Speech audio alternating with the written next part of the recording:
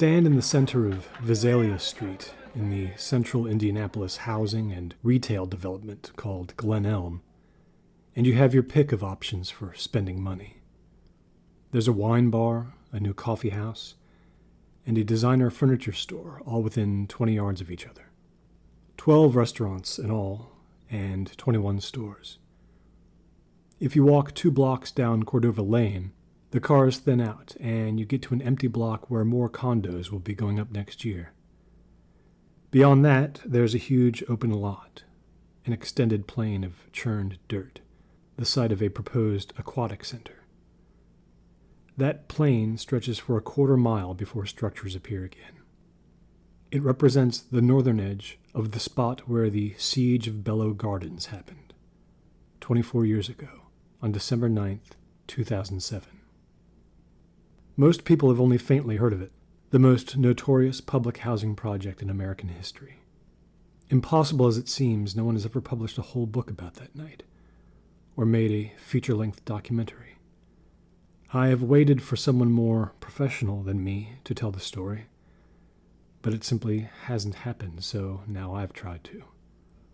I was just a kid at the time, and my own memories of the siege are fuzzy. It took me 2 years of research to put enough pieces of history together to present this program, whose facts will often be debatable. It's been 24 years, and memories are fading, becoming corrupted, spun, recategorized, dates, times, and geographies confused. Much of the narrative you'll hear comes from archival transcripts of the words of people who witnessed the incidents, or have claimed knowledge of them.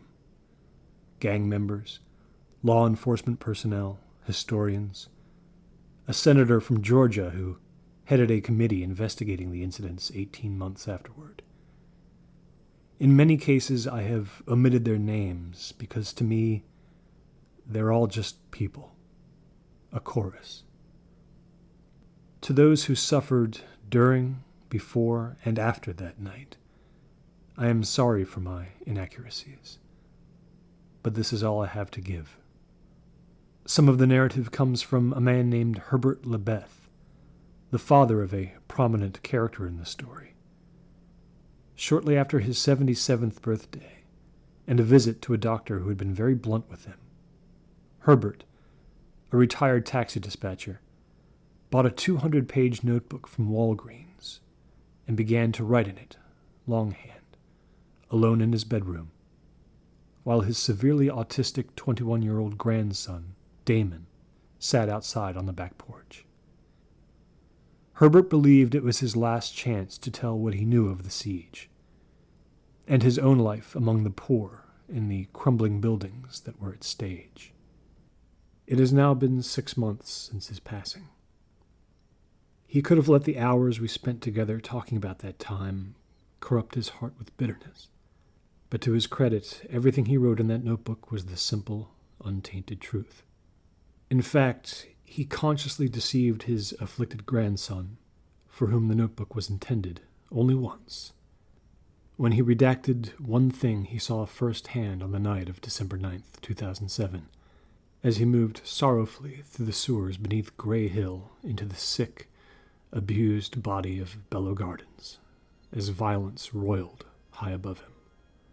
It was a half-finished mural of the wife of the President of the United States being raped by a lion.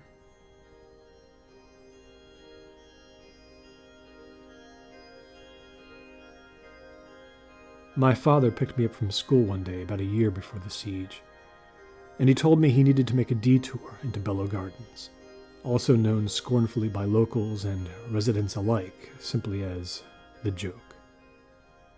He worked for the Department of Public Works and had to get a reading off a grid of some kind. We started to drive in, and I was scared because this was a place you just did not go if you were people like us. The first thing I remember was that there were huge stretches of grass everywhere, but it was over pavement. The grass had slowly eaten into the cement all around, like what a city would look like after the end of the world. This was how I learned the term green ghetto. I learned later that you could sometimes shoot pheasant there if you wanted. Every 9 or 10 feet I saw empty bottles, parts of TVs, candy wrappers, detergent boxes, on every single block. But what I remember most was these murals on the sides of all those crumbling buildings. Giant murals of candles with people's faces in the flames. Malcolm X and Jesus and Tupac Shakur. They'd all been created by one man, Ali Krebs. It was said you could walk around at night in the joke even when the streetlights were broken because of all the candles that Ali Krebs had painted. I remember seeing huge words spray-painted in silver and green on the side of one of the units. They said, "The devil's scrunched up in my mouth." And I looked at my father pleadingly, as if to say, "Get me out of here, Dad, please." On that day he told me about the Mitten Man, someone he'd become aware of on his second trip into the joke, to work with a structural engineer on condemning some of the buildings. The Mitten Man would get so high that he would lie down right in the middle of the hallway and stick his arms straight up and just stay like that for hours. My father also revealed to me that gangs had target practice on the roof of that same building. Sometimes they would shoot at the icicles across the street and they would crash down onto the pavement. He stopped the car at one point and pointed to another building. He said to me, "They call that building the Diary. Do you know why that is?" And I said no, and he told me it's because there's so much graffiti inside. And he just looked at me and he said, "Think about that for a minute." I couldn't remember him ever looking at me like that before, like he was intent on imparting something very important. I felt such relief when we drove to the grid he needed to examine, because it was on the very edge of the joke, near the train tracks, safely away from the awful world that lay just 3 miles from our house. I had to submit reports to the city every 2 weeks about conditions in the joke. I'd get in the car and spend about 3 hours a week in there. Near the end, I got so frustrated that I wrote something like, "If no one can address the problems in this report within the next 30 days, I would advise accepting the worst-case scenario of each of them." I didn't get any answer to that. Of course. They read the reports, but the machinery was just too slow. There was a lot that I couldn't report because the reports weren't the place for it. I remember one time I had to go into the joke at night because I absolutely had to talk to a family about their transfer to Phoenix View. It was getting close to the deadline, early fall, and it was the only time I could go. It scared me pretty bad, because at night, with all the street lamps busted, it was like I was standing in the shadow of a big empty castle. Now here I am, and I'm living in the joke, technically. Not really, because you would never, ever know what was right here, just outside where my door is. But here I am. For most of the city's citizens, the first real knowledge that things had gotten so bad in Bello Gardens probably came during one now legendary live broadcast of a local public affairs TV show called Here and Now, when a dying man set in motion the chain of events that led to the siege. His name was Charles Lebeth, estranged son of the previously mentioned Herbert Lebeth, and he took his chair on the simple set on December 6th with assistance from a cameraman who noticed his frailty and stepped forward to help him. Lebeth was 35 years old and was battling leukemia. This small, bespectacled man in a tailored suit had once been, in his late teens and early 20s, a key member of the street gang known as the Dark Reds, and feared by many. The man who sat down across from him on the set was Congressman Stephen Dunkirk, white, in his late 50s. Whatever he may have been expecting during his appearance that night was upset within seconds. I, of course, wasn't watching. None of us kids were. I saw the program in a history class a few years later in high school. That's how almost all of us saw it, as history. The last night anyone saw the founder of the Socialist Ascendancy Party, Charles Lebeth, alive. As soon as the cameras rolled and the show began its broadcast to the handful of people who might be interested, its moderator found himself in the middle of a prize fight. What had happened in the year leading up to the show was this. The city had condemned and then sold that land, all the land that Bello Gardens sat on. It told everyone who lived there that they had 12 months to relocate, and it gave them the assistance to do it. And slowly, methodically, the place was razed as 3 separate waves of resettlements were carried out. The city's justification was that the crime rate had just become too frightening, out of control, and Bello Gardens had become a health hazard and a threat to its neighboring communities in 1,000 different little ways. The gradual destruction of a quarter of the structures within Bello Gardens had the predictable effect of making the blight worse, increasing the crime rate. Then, through some investigation and some required public disclosures, it became clear that the real estate consortium that had agreed to buy the land had plans to subsequently sell it off to a concern called the Chapelwaite Foundation, which intended to build a Christian university there, a campus servicing a student body that would likely be about 95% white.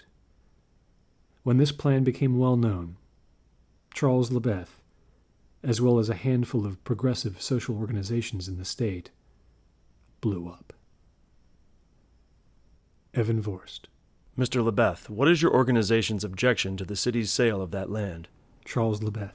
What the people of Bello Gardens object to, what all thinking men object to, is the fact that the state of Indiana never had any other intention for this housing project but to sell it to this overwhelmingly white, affluent institution. We see now that it was always going to Chapelwaite, that the people of Bello Gardens were doomed to be rushed out of their homes the second Horace Nye walked into the governor's office.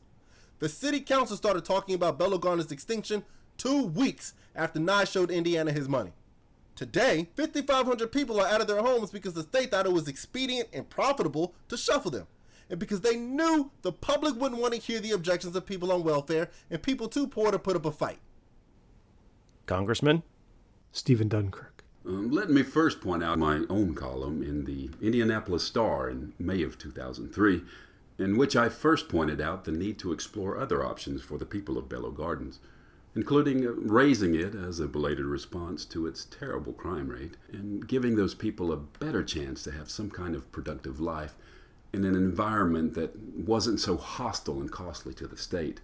I reiterated those views several times on the floor of the state Senate. Congressman, you know very well that so-called deficit you're talking about vanishes in a heartbeat when you suddenly eliminate city funding for the upkeep of Bello Gardens, when you wipe out the paltry social service programs that still remain there and charge Chapelwaite upwards of $3 million a year in city services to keep that pretty university going strong. Well, now, we can debate finances and debate the reasons for those meetings in 2004, or we can take a step back a second and look at the bigger picture.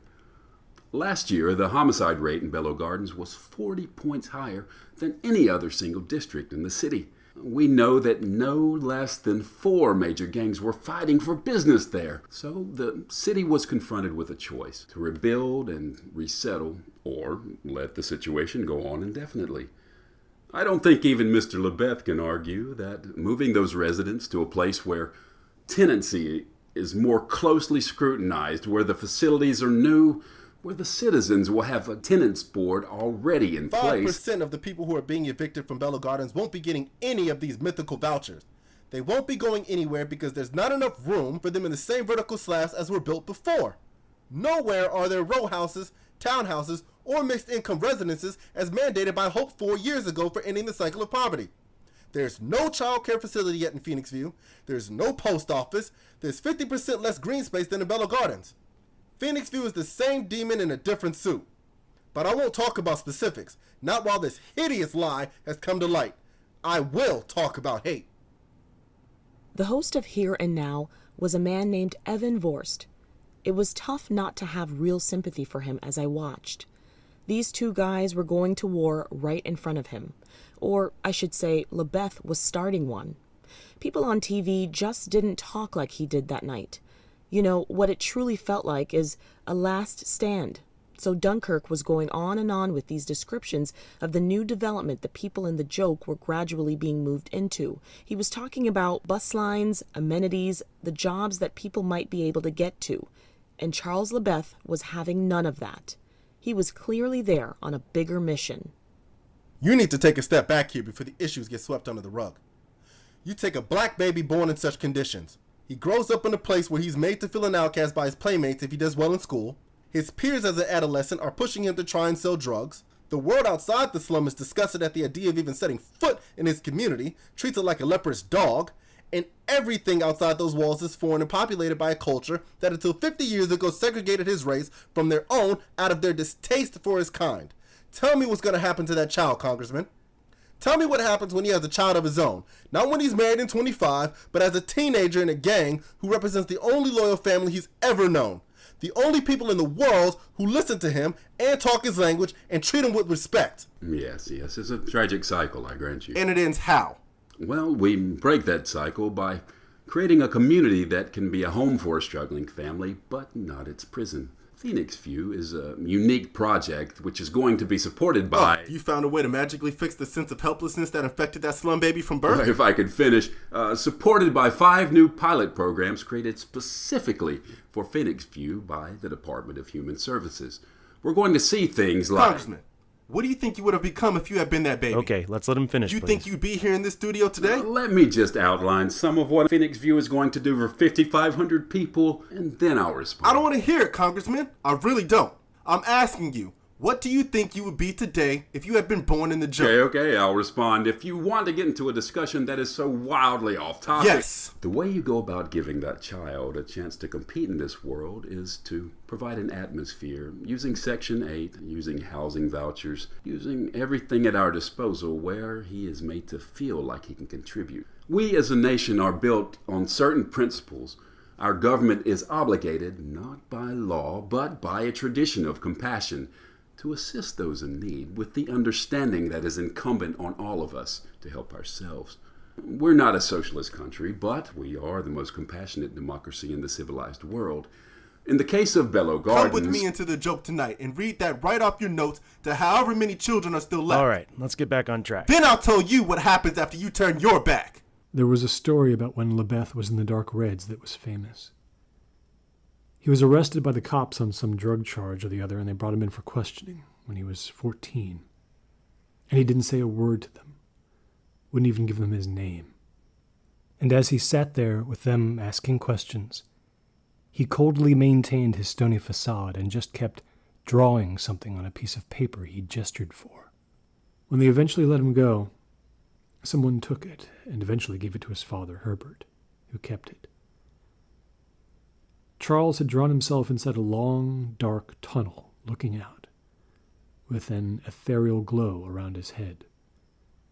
There was a cityscape in the background, well done, unusually detailed. He'd written one word below the sketch, and that word was soon. And who is fanning those flames? Not just here, but in every city you go to, every housing project you visit on the grounds of increasing voter registration and homeless advocacy. All your efforts which turn out to be heavily laced with fear-mongering. That is you, Mr. Lebeth, not me. What you advocate for is anger before anything. Anger before self-policing, anger before achievement. But for someone who grew up in Bello Gardens, Mr. Lebeth, and call it a prison, well, you don't seem to have done too badly for yourself. I was shot at twice inside the joke, Mr. Dunkirk. I can't work 2 finger joints because I got a bullet in the hand 20 years ago. And I turned my share of teenagers into drug addicts and felons before I got so scared for my life that I got the hell out. You think anyone in their right mind would start selling crack if they saw any other option for themselves, Mr. Dunkirk? You want to know what I wanted to be when I grew up? I wanted to be a train conductor. 10 years later, I was molded. And what sort of options did you want, sir? The young people in Bello Gardens aren't physically capable of going to work? No one in their right mind would have hired what I'd been made into back then. You think you're frightened of me now? Whose fault was that? It's not about fault anymore. You lied to those people. My world is everywhere around the people of Bello Gardens. It's everywhere around the people of Phoenix View. Bello Gardens is part of the city of Indianapolis. I'm not keeping anyone from it. You're not keeping them from it by cutting Phoenix View off with a river between them and the Central Business District? 140 years since the end of slavery, and millions of blacks stay locked inside the inner cities destroying and killing themselves? They think your arms are open to them? I'm telling you that the anger that you thought was wrapped up so nicely inside the joke isn't wrapped up anymore. Because they know what you think of them now, just as if you wrote it on the sidewalks. You sold Bello Gardens to Chapel Waite. You might as well have said, niggers, get out. You've got to give to get. And if you give nothing, if all you want is a handout for the state to provide, that's not choosing life, it's choosing death. What free will do you have when everything around you is death? Bello Gardens is death. Phoenix View is death. And I'm going to show it to you until you admit it. I will not listen to that kind of defeatism. It's death only if they want it for themselves. What they want, damn it, is for the people outside those walls to acknowledge them as human beings. And for 100 years, this sociopathic country has never bothered to do it. If they won't be part of the solution, they're not human beings. They're sows taking from the trough. That's what Dunkirk said. They're sows taking from the trough. And then, silence. Charles Lebeth waited for Dunkirk to go on, which he did, immediately apologizing for his choice of words. But those words had been spoken, and I've never talked to anyone who remembers how the last 4 minutes of the show, after that one sentence was uttered in frustration, played out. He was really weak when they ended the taping. He was able to get up out of the chair himself, go across the stage, and come up to me. But I had to hold a hand out to keep him steady. Not one single person approached us. We walked right down a hallway past the green room and out of the building. We walked to the car together. We got in, and Charles just collapsed in there, in the front seat. We started to drive away, and still he hadn't said anything to me. Finally, I asked him where we were going, and Charles said that he needed to go to the joke. Now, there was nothing that unusual about that back then. It was the way he said it, I suppose, that made me not ask why. When it was all over, there was actually talk about trying to get a conspiracy charge against me, because they figured Charles must have told me more than that in the car, and in the weeks before that show, but especially in the car, on the drive to the joke. But no, he didn't discuss anything with me, at any point. He just sat there, thinking with his eyes closed. I asked him if he needed some food, and he said yes. So we stopped at a Boston market, and I brought him out something to eat. Other than that, we didn't speak. It was like he'd had one last chance to make himself heard, but he'd underestimated what he was really up against. Charles, who was always on guard against the worst. When Dunkirk said what he said, I think it broke something permanent. We went into the joke at about 8:30, and I let him out near the diary. He told me to go home. He said that he was all right and that he would call me the next day or the day after that. He was going to stay there working. He had an apartment set up there, a ratty little thing. Someone else in the SAP had set it up. When I drove out of the joke, that's the last time I ever saw him. Notice to abate public nuisance and of intent to seek a preliminary and permanent injunction in lieu of voluntary abatement. To persons known as street spiders, aka joke spiders, also the Water Street Dracs, aka WSD, also Sandinista Red, and unincorporated associations and street gangs as defined in Section 180.12 of the Indiana Penal Code, and all of its members, associates, and agents. The people of the state of Indiana, by and through John S. Duncan, attorney for the city of Indianapolis, hereby put you on notice that you are creating, maintaining, and encouraging a public nuisance in that you are encouraging and permitting others to engage in repeated and ongoing acts of 1. Open and conspicuous narcotics trafficking, 2. Use and possession of dangerous weapons of ammunition, 3. Congregating so as to attract persons who seek to purchase narcotics and other contraband, and attract members of rival street gangs who intend to commit violence, and behaving in a threatening manner so as to interfere with law enforcement investigations and activities and threaten the safety and well-being of law-abiding citizens. The above described activities are a public nuisance, are injurious to health, and are indecent, so as to interfere with the comfortable enjoyment of life and property. Therefore, you are hereby commanded to halt, discontinue, and abate the creation and maintenance of the public nuisance described above. There had been rumors that there would be some kind of protest or demonstration on the final day, December 9th. But the deadline for the remaining residents of Bello Gardens to move to Phoenix View, or points beyond, saw just 44 of them technically still residing there, due to a concerted effort by the city in the previous 3 days to cut as much red tape as it could. The group whose involvement the city truly feared was called the Resistance Intent, founded and headed by a man named Kojo Kendi. The night before the last resettlement, 4 dozen police cars parked on Cortlandt Road, ready to roll in at dawn and keep things orderly just in case people protested. But the joke was a ghost town, and had been for months, and it was mostly believed that there simply wasn't the energy or interest among the last residents to cause a scene. If my memory is right, this would have been about 2 or 3 days before we went on that show, because I went into the joke to make my final report on the conditions and to give some help to a woman who was still living there and had no one to help her move her things out. She was on 12th Street. She was about 70 years old. She'd lived there since the beginning in 1980. So I was going there to do this, and on the way to her apartment I saw Charles Lebeth, standing on the first floor in the central community room. The doors were open. This was Building G, I think. It was kind of a shock seeing him there because he had a little celebrity status back then, at least if you followed politics. He was standing there, sweating in a suit with no jacket, standing there talking to this giant of a guy, this huge black guy in a t-shirt and jeans. Just really muscular. Lebeth saw me and came out to talk to me and asked me if I'd come to help Mrs. Deck.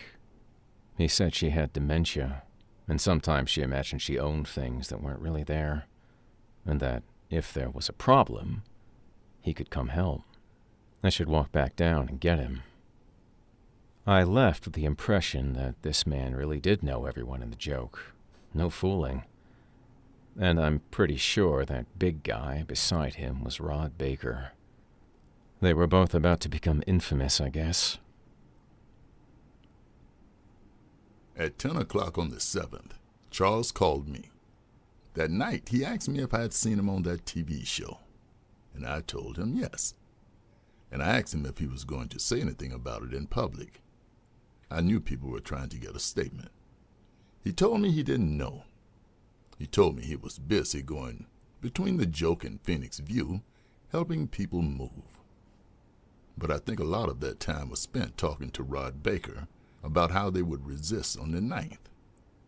He didn't mention that to me. He asked me what I was going to do for Christmas. He always spent it working at a homeless shelter. Our last conversation was as long as any of our other talks, about 10 minutes. Then he said goodbye. He sounded normal. I think he never really wanted to call, but he did anyways. I was always grateful for that. I would sometimes get disconnected from the feeling that I had a real son like everyone else, because he hadn't come to see me in years. He was happier to be totally alone or with the people in the joke. From the notebook of Herbert Lebeth. The County Human Services Department and police from 3 different precincts entered the joke in the pre-dawn hours of the 9th, complete with buses and vans for anyone who had requested transportation to Phoenix View or anywhere else. It was a drizzly and gray dawn. 2 police cruisers drove past a giant abstract steel sculpture that had come to be known simply as the Tree in the central square between buildings F and G.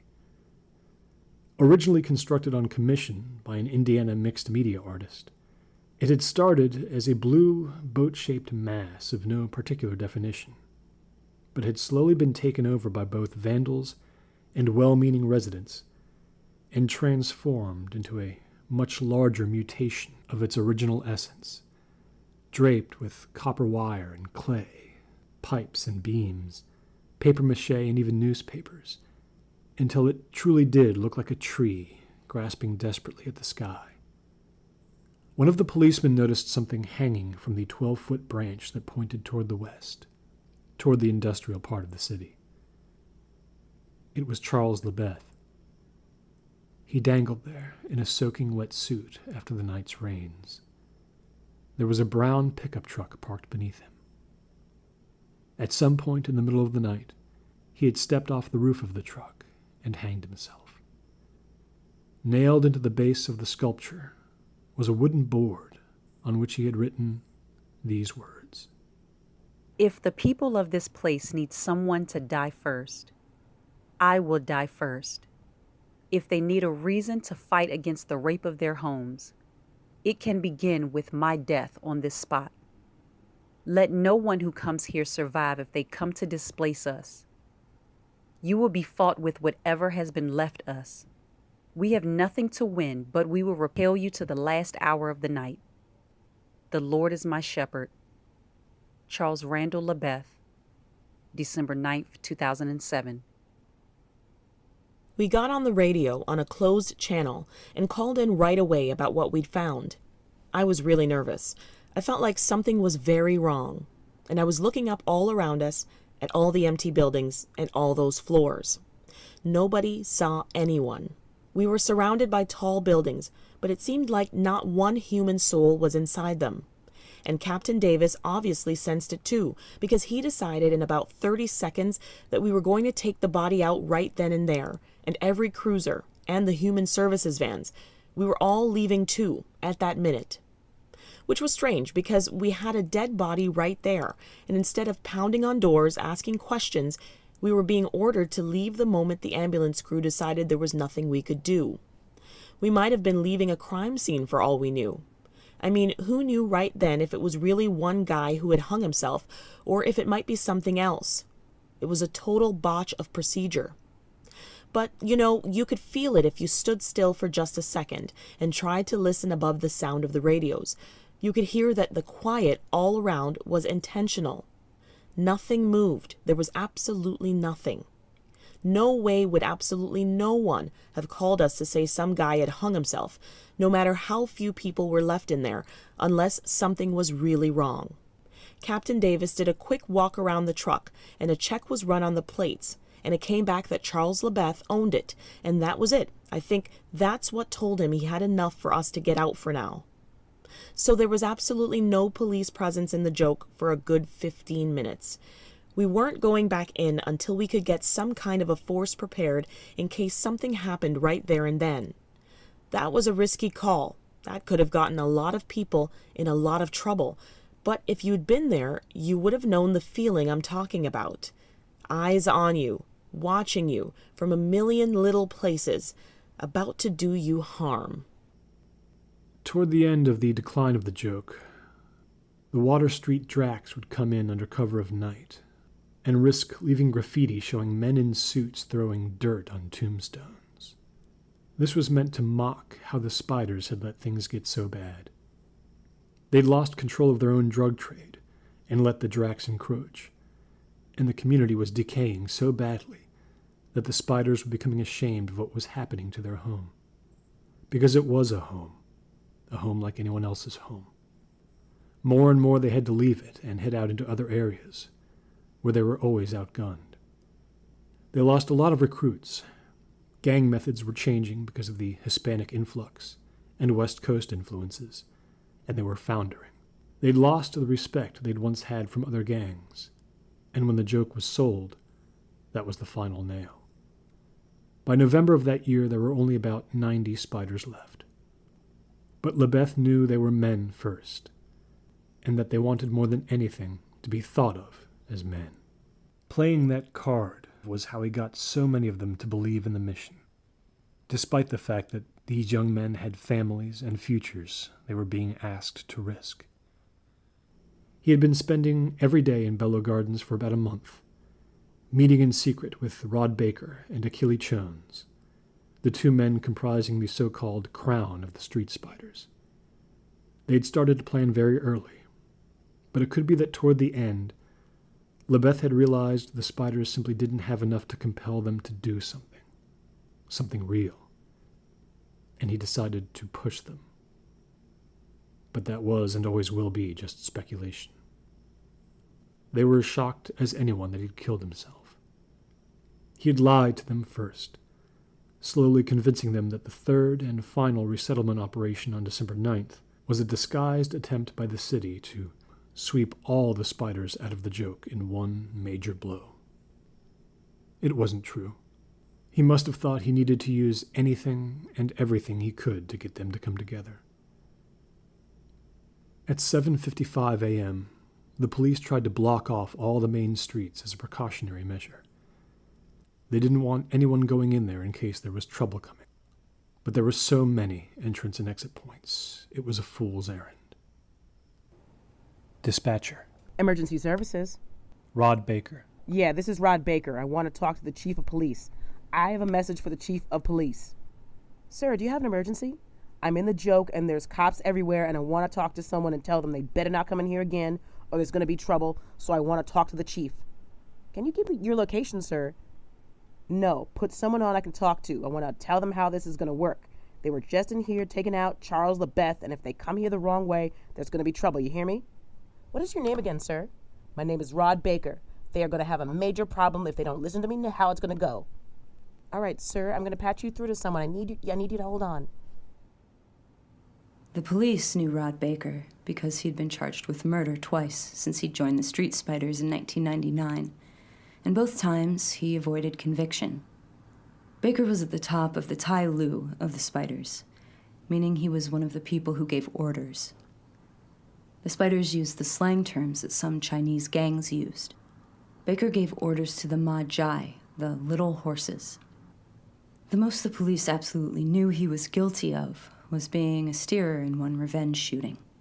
He had set the whole thing up against the Water Street Dracs and ordered 2 spiders to carry it out, but the police absolutely could not get anyone to testify to it, and so he had stayed free, except for a single drug conspiracy charge, which put him in jail for a year when he was 25. Technically, Akili Chones was higher up, but Chones was arrested for a narcotics conspiracy several days before LeBeth went on Here and Now, and he was in jail the night of the 8th. The police had been slowly busting up the Spiders' side business, their OxyContin sales that they kept confined in Gray Hill until they could figure out where to take it from there. With Chones gone, LeBeth dealt with Rod Baker directly. He was left in control of the Street Spiders for the first time. If Chones hadn't been arrested when he had, and been unable to make bail, he would have certainly fought in the joke during the siege. He claimed there were more than 100 Street Spiders inside the joke, and he demanded that the police not enter, that the last few residents who needed assistance to leave would do it on their own. The Spiders knew who they were, and they would help them. He didn't want to see any police cars, or there would be a situation. What Baker was trying to do, of course, was keep the police out until the Spiders could really organize their defense of the joke. They were still spread out, and they needed time to dig in. He and Charles LeBeth had had to spend way too much time in the last few weeks cajoling and motivating anyone they could to adopt a soldier's mentality, and not nearly enough on logistics. What the chief superintendent of police, Wesley Steeb, feared most was Baker calling the news stations. So he made Baker a false deal. He said if all the people on the Human Services list of stragglers were out of there by 1 o'clock, no police would come in, and Human Services itself wouldn't come in until Baker said it was okay. It was all a lie, of course. Steeb would have to call the federal authorities, and Police Commissioner Jeff Kelvin would have a force go in if even an hour passed with no action. So they were deceiving each other. But Baker meant what he said about helping people move their possessions. A 23-year-old man named Chad Post, strung out on heroin and sick with HIV, had been squatting inside one of the apartments, and he related a story to me later of a street spider coming into the room where he was, someone he'd never seen before, and shaking him awake, saying, "Hey man, you gotta get up. Everyone's gotta go. It's time." This anonymous gang member helped him up onto his feet and out of the building. He wandered out of Bello Gardens and slept the whole day through in a parked car, oblivious, just a quarter-mile away from the ensuing chaos. That's what people forget. They forget the way those families were taken out of there. Who's around to tell people that's what happened? The cops had all these scouts and snipers and such on top of those buildings all around, and what did they see? They saw people coming out. They weren't harmed. Rod kept his word. Who remembers that part of it? That he did this thing he didn't have to do.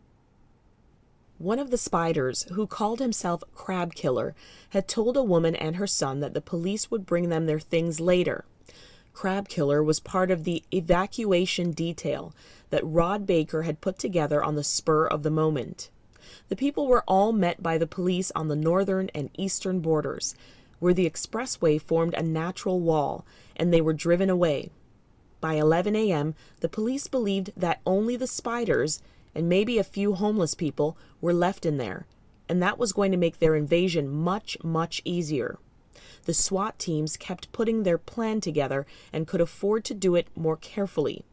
With the spiders totally isolated inside the joke, all they had to do was make sure none of them tried to get out, and also make sure they were ready for any new communication from Rod Baker. My grandparents looked out their bedroom window that morning and saw that all along F.D. Gregory Street, the police were stringing off the bisecting roads. My grandmother remembered looking up toward Vandersea Street, to a point where she could just barely see one corner of Building O, poking out from behind a billboard. She saw one man standing and looking out of a window, a man wearing a yellow t-shirt. She told me that was one of the spiders. Somehow she knew it. Even then, he was getting ready to fight. I remember getting up that day and knowing what the date meant, December 9th.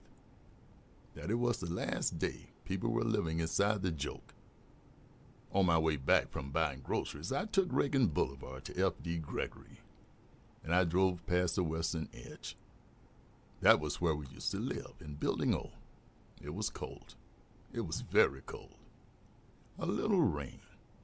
I saw just one police car blocking off the 7th Street route in. So I suppose it had only been a half hour since they'd found Charles. For all I knew, he was alive and still in there helping people. I mean, if I had taken 12th Street to Laguna, I might have been able to see the pickup truck he used to climb up to the tree, still sitting there. But I didn't see anything like that. I just looked at Building O. When I went by, I could see that half the windows on that floor had been boarded up. I swear that morning when I drove past, that was actually the first time in years I noticed how really terrible it was to look from the street toward the joke. After I passed 8th Street, I took the first left turn and drove home. I didn't even look in the rearview mirror. I didn't need any memories of the joke. They called me and told me Charles was dead at about 11:15, just before it went out over the news. From the notebook of Herbert Lebeth. And then, in the middle of this growing situation, absolutely as if God wanted it all to happen, along came Donald Gowles, walking into the joke up the train tracks that originated in Millersville. He had 2 friends with him. They too were skinheads, either totally drunk or hungover, it's not quite clear which. A bunch of them lived in a group house nearby, engaging in stupid, hateful acts like setting off fire alarms, throwing Molotov cocktails into empty buildings, spray painting offensive things. Nothing actually violent. Deep down, they didn't have the guts. Donald Gowles, however, had a fairly extensive record. He tried to burn down the diary once, and he did 3 months for that. But after the resistance intent marked both him and his friends, let him know they were watching them, all they would do is occasionally sneak in and spray paint Rahowa on the buildings. Rahowa was their war cry. The same street spiders who had spotted Charles Lebeth's body and run back to tell Rod Baker about it were the ones who happened to come across the 3 skinheads walking into the joke. The only reason they'd headed in on December 9th was because, like everybody else, they figured the place was going to be totally abandoned that day. A vandal's paradise. They'd been drinking all night and figured why not raise just a little hell. Gowles, 26, was in the company of a 19-year-old and a 20-year-old, both unemployed. We tried to plan something bigger sometimes, but it never went anywhere. We were always trying to be under the radar of the police. Donald was different. He was obsessed with the joke. We thought we were just going to go in there and do a little damage. We figured nobody was around, but Donald wanted to go in there and figure out a way to destroy it before the city brought the buildings down. He wanted to burn the whole place to the ground. Not just one building, he wanted to do all of them.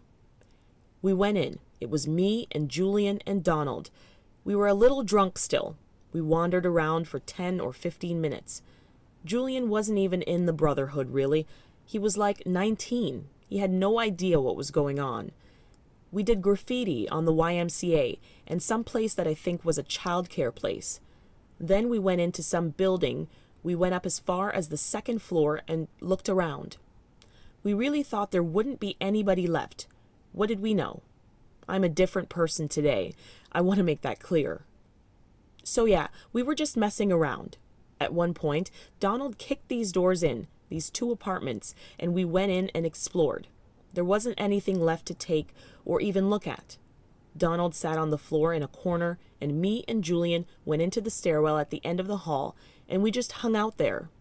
It was getting really, really cold, and I didn't have a jacket. I found on one of the stairs this old copy of a United States Army survival manual. After that, we spent a few minutes on the first floor, spray painting this and that in the lobby. And then we were sobering up, and it was just too cold to stay. So we went back up to get Donald, and he wasn't in the apartment where we left him. His bottle of beer was there, but he wasn't. We went up and down the hallway and called out his name. There was no sign of him on the first floor either, so we went outside. We shouted his name from in front of the building. We figured we'd head back to the tracks and wait for him just outside the joke. We felt safer there. Without Donald, the place seemed like a very bad place to be. When you knew there were people around, that was one thing, but when you knew they were all gone, it was different. On the way out by the tracks, Julian turned around and shouted out his name one more time, really loud. No answer. Really bad news. Strange feeling. Somebody was watching us. Rod Baker. All right, things have changed. Now nobody's coming in ever. Do you hear me? The joke is closed as of right now. No one's ever coming in here. Jeff Kelvin. You're going to have to tell me what you mean. We have a hostage. His name is Donald Gals. He came in here and we have him, and he's dead as soon as any human being comes in. That's all. All right, Mr. Baker, who is this person? We caught him and he's ours. So you just tell me how you need me to prove it, that we're not lying, because he belongs to us. Okay, I'm going to need to speak to him, Mr. Baker. Nope, now. What do you want exactly? What we were talking about before, none of that's going to happen. We got a hostage. That's all you need to know. We'll prove it, and he's dead if any one of you puts foot in here. Mr. Baker, we haven't been coming in. We've been waiting for you to uphold your end of the bargain. You want to call me and talk, you call me. I'm not saying I'm going to answer. If I see one cop or one car or whatever, one person from the government, this man's going to die. All right, I want you to stay on the line with me. What? I said I want you to stay on the line with me. Are you going to do that? The watch crew who abducted and guarded Donald Gals allowed exactly one person outside the gang to see their prisoner that day as he lay tied to a cot in Building T. The man's name was Father Lawrence Bettis, known around the joke as Beds. He was referred to as a street priest, a white man who had some respect in the community and spent a lot of time there. The spiders would even poke a little fun at him because of the car he drove, a blue Miata, a gift from someone he'd helped through alcoholism. With that car, Bettis would stage what the kids of the joke called turtle races. He would drive them down an alley at 5 miles per hour, and at just the right moment he would yell out, "Now!" And the kids had to jump out of the car and run to the end to see who could get there first. A friendly man, he could nevertheless be quite confrontational, direct and even profane when he felt children were being threatened, or if they themselves were squandering their potential. Everyone left Bettis alone. It was an unspoken code that, since he was there to help people, he was okay, even though he was very involved in trying to keep kids away from the gangs. One of the spiders came and found him that morning and took him to Building T, and up the stairs, and into an apartment where there were 7 or 8 other spiders, plus the man strapped down on a bed, who turned out to be Donald Gowles. A rag had been stuffed in his mouth. Rod Baker came out of one of the rooms, eating a sandwich, and he told Father Bettis to go back to the police and tell them what he'd seen, that Gowles was unhurt except for a wound to the hand. Bettis did just that. He was sad that day, sad as anyone may be, knowing what was inevitably going to happen, and realizing that the 20-year-old kid who let him out of Building T was someone he'd helped to get a job outside the joke in a print shop just a year before. Now he was inside that apartment, preparing for war. The closest any human being could get to the joke after Baker's call to 911 was the Green Rose Parkway, a quarter-mile from the northernmost part of the joke. 175 police officers now surrounded the area. The last residents of Bello Gardens had been out for an hour, so it was decided that they would just wait the spiders out. They believed they had them completely isolated. Meanwhile, the spiders, about 65 in number, kept in touch with each other via walkie-talkies stolen 8 weeks before. They fanned out all over the place. SWAT Command tried to monitor their movements, but it was difficult. Their fear was that with so much maneuvering clearly going on, men moving from house to house in a 16-square-block area, this was not a mere kidnapping or protest, that it was a real battle they were looking for. Before he went out alone on the balcony of apartment 91 at 12:35 p.m., Rod Baker made a phone call to Kojo Kendi, the self-appointed leader of the organization called the Resistance Intent. Charles LeBeth had given him the number. Kendi and LeBeth were not friends. The Resistance Intent had declared irrelevant the legal fights against the evictions of the people in the joke, and urged people to physically resist when the third resettlement operation came. There were about 160 people in the Resistance Intent in Indiana. The police had watched them fairly closely, ever since 5 of their members were charged with battery and illegal gun possession in Fort Wayne, when they tried to stop the arrest of Jesse X. Nax there in 2005. Since then, the police had come to believe that Kendi was tied to 2 gangs in Los Angeles and Cincinnati, and that the Resistance Intent was funded partially by drug money. They called for an end to white oppression through force, if necessary. No mainstream civil rights group would deal with them. Kendi had done well self-publishing a book about prison conditions and had begun the organization that way. He'd been questioned a few times about threats that had been delivered to the governor, and about planning to incite a riot in the RCA Dome. Charles LeBeth didn't like Kendi, because he never felt the Resistance Intent's anger about the joke was real.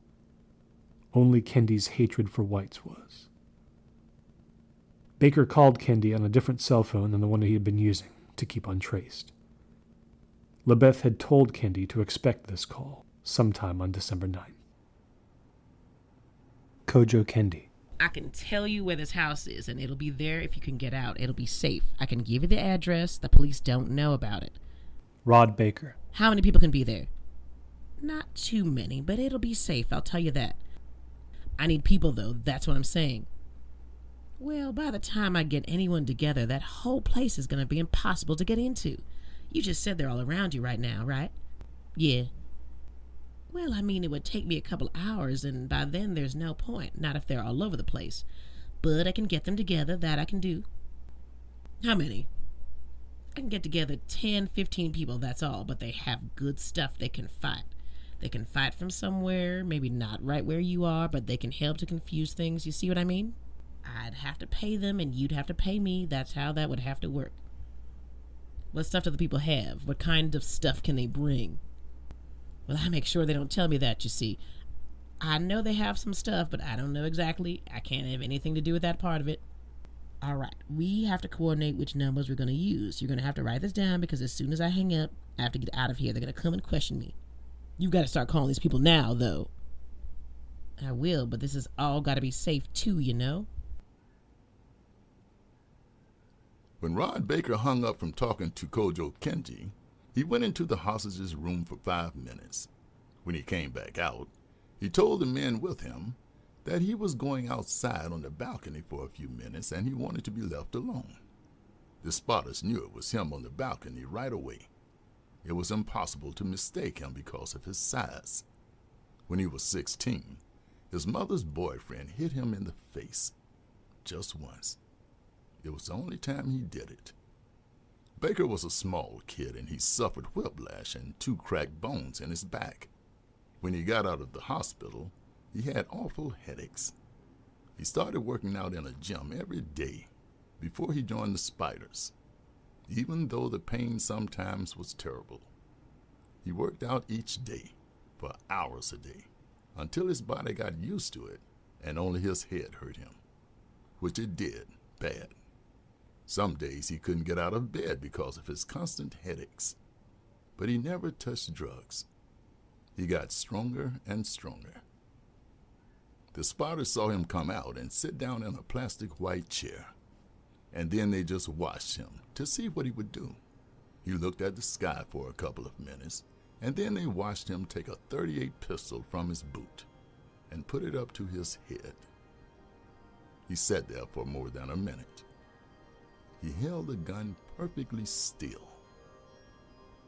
One of the scouts radioed in again that Baker was going to kill himself right then, right there. But he didn't. He put his head in his hands and stayed that way for a while. And then he got up and went back inside the apartment. It was 4.5 hours before everything broke. Writing all this has been very tiring. I'm going to stop for a little while because my hands hurt so much. From the notebook of Herbert Lebeth.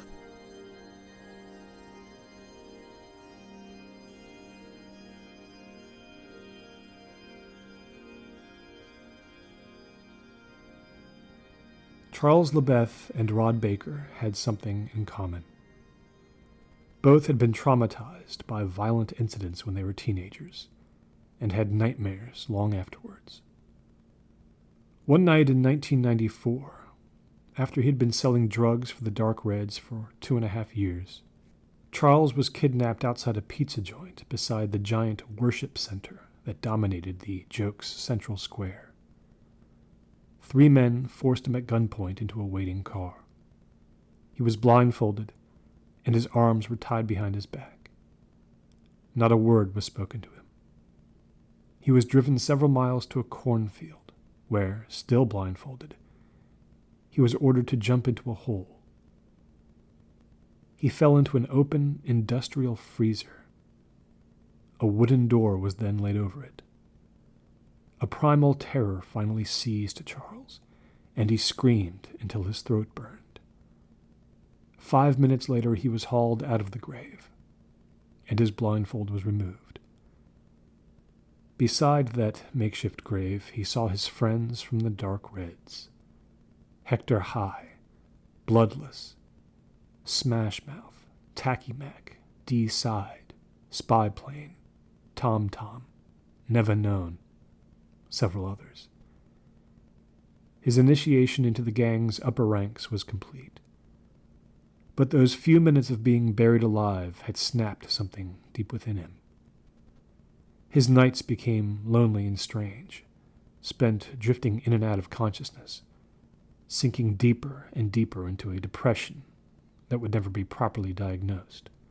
After 2 months in a new and more intense role with the Dark Reds, he developed gnawing pains in his stomach whenever he went out onto the street. On January 21st, 1995, he walked into the Greyhound bus station on South Illinois Street and bought a ticket for Chicago. He did not plan to ever return. While working in a candy warehouse there, he met a man who had been active in the Black Panthers decades before, and now belonged to a militant civil rights organization called Canis Major. Only through education, he told Charles, could the people above him truly come to fear him. By the time he had passed the bar, Charles had never been more hard-hearted or mistrusting. His skill in aggressive and cutting verbal attacks had been honed in a frightening way. He married in 2001 but divorced in 2002. One day in August of 2003, Rod Baker left the joke and his duties with the street spiders to travel to see his mother in Cicero. Halfway there, at a rest stop, he suffered a freak heart attack, the legacy of an undiagnosed congenital deformity. He laid in a Noblesville hospital for 2 weeks, unwilling to tell anyone back in the joke that his body was weak and therefore he could not be trusted. He returned to the joke 15 pounds lighter, having told everyone his mother had died while he was in Cicero, thus his absence. He would take that secret to the grave. No one ever saw the many medications he had to take to relieve the pressure inside his faulty heart valves, and no one ever felt his quiet dread of his once awesome body until he tried to put it into words in a letter to his longtime girlfriend. His main duty, to capture new territory in Point Unity by slowly spreading the drug trade farther north, became an obsession with him. Somehow, he and Charles LeBeth both made it, hobbling mentally and physically, to December of 2007. The cops let hours and hours pass because they wanted to watch and see what Rod Baker did, and because they were so afraid of a war. The hostage negotiator had told them that Baker probably wouldn't be able to stop himself from calling again and again, but there was nothing said back and forth after 11:20 or so. So they waited and waited, all the time getting together people they needed from the ATF and the supplies they needed to stage the assault. There was absolutely no upside to making a move. They had ambulances waiting on all 4 sides of the joke. They had a dozen spotters looking for any sign of movement, and they got it. Rod Baker had told everyone he could not to move so they wouldn't be seen. But a few of the spiders got impatient. They snuck from building to building or looked out of the windows. So, the police realized that none of the buildings were really empty.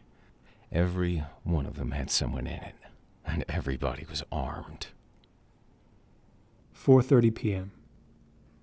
The street spiders were simply not telling the police what exactly they wanted, and the police were afraid for the hostage.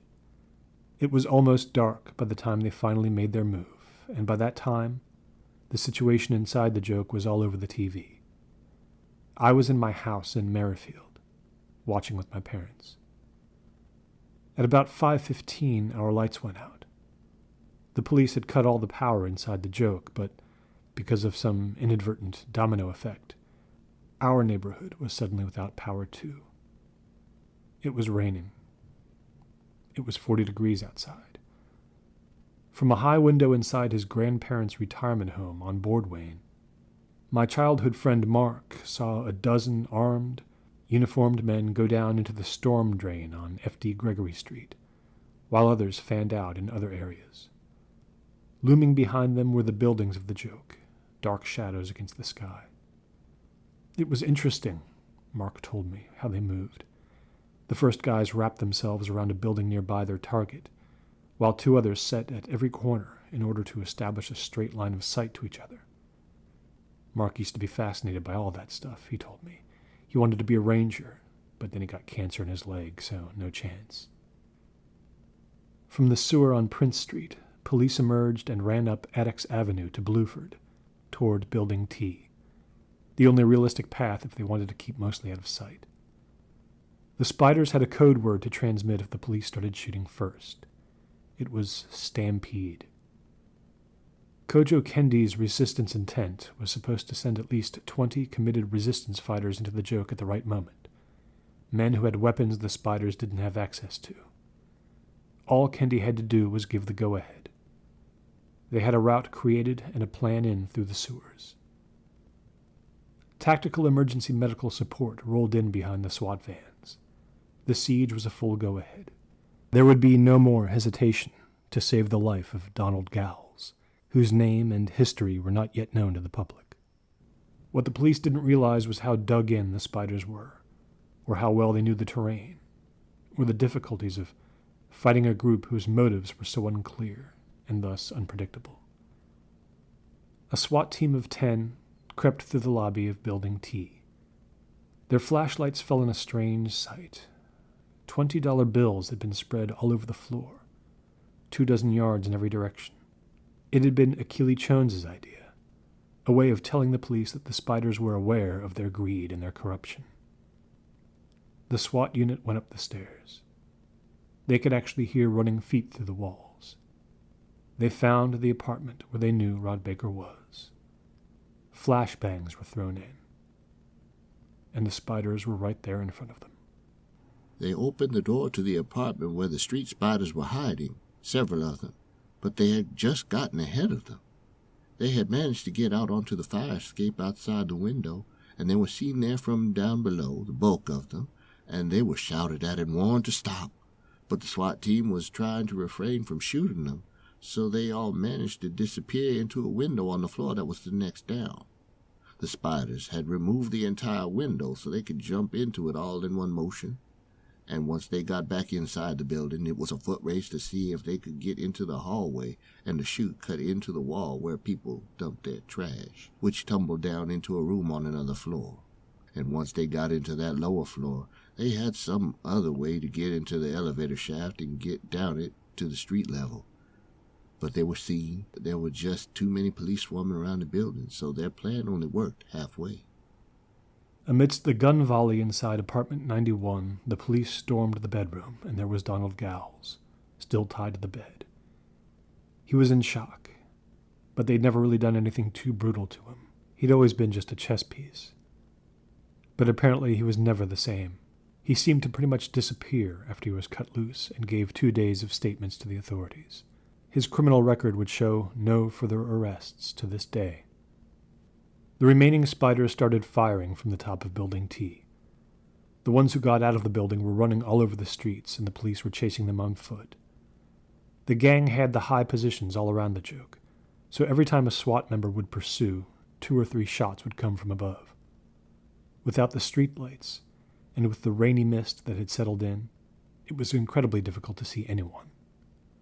A spider called Pack Rat would reveal his arms to a camera crew at the age of 42 and show them where he was shot as he went down the fire escape of Building T, returning fire as he went. A bullet went in here, he said, and here, and here, and here. My high school algebra teacher, Mr. Vance, recalled seeing some kind of military rescue van come around the corner on F.D. Gregory when he'd been out jogging. Someone jumped out and told him to get back. It wasn't safe there. There were bullet holes all along the side of the van in a diagonal. The police had not cordoned off the way in there as well as they should have. We heard shooting from way far away, but nobody was giving me any kind of signal or nothing, and I had to wait for somebody else's. Rod was supposed to give it to Frankie Guest, and he was supposed to send it to all of us on the roofs and on the top stories. We were supposed to get signal with these two light flashes. Then the shooting stopped, and then it started again. And we could hear trucks moving, and I just said, I'm leaving. I'm going to go to where the shooting is. And I looked down, and I saw 2 guys running down Atticus as fast as they could. And I was like, forget the signal. And everyone else was like that too. It was time to head out. If we had sat there waiting, we couldn't tell if maybe something had happened. So Rod, he couldn't warn us they was coming. So that was all the good communication we had, pretty much out the window from the beginning. We just heard shots.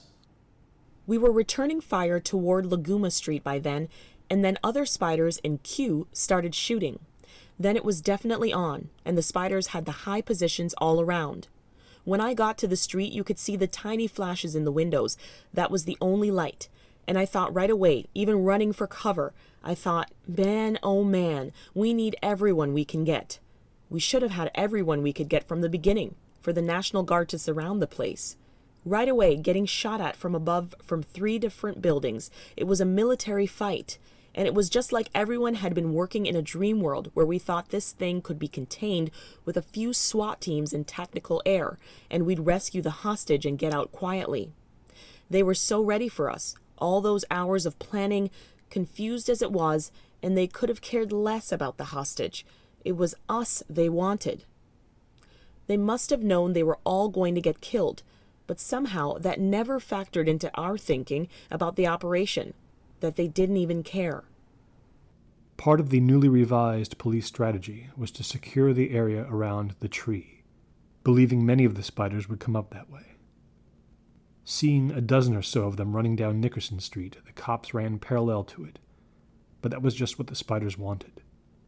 They were leading them to the barricade. They'd parked both stolen and legal cars, 2 deep, and wedged them at the end of the street, so tight against each other there was no way through, and too high in some places, not even room to squeeze down the sidewalk. They had gunmen waiting in some of those cars. All told, there were about 25 of them, just waiting for the cops to come. The barricade had been in place for almost 16 hours, but there was so much junk and detritus all around the joke. Its meaning was discounted. The spiders made one terrible tactical error. With no fire cover from above, the men inside the barricade were choked off there, no exit.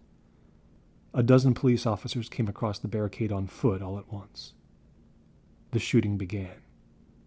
That was the loudest moment of the siege. The spiders were not ready for the firepower that the police had brought. The fight there would go on intermittently for 45 minutes. Drill bit. Wisher, where you at? Wisher. I'm in C. I got let alone here. It just started up. I just heard it over the radio. You gonna sit tight? Yeah, where am I gonna go to? I just shot at a bunch of dudes. They were running down Blueford. I think I got one. Stay there till I call you back. Hey man, if you see me leaving, shoot me down like a bitch coward. I was high. I got high because I was real scared, for what was happening. Rod told me to stay away from all that shit for a couple days, but I was freaking out. They left me all alone in C, way far away from everything. But then I saw the SWAT people go by in these trucks. I was seriously messed up in my head. I felt crazy. After I saw those trucks go by, it was like I was a total different person all of a sudden. I felt like I was immortal or something. I felt like I was a giant.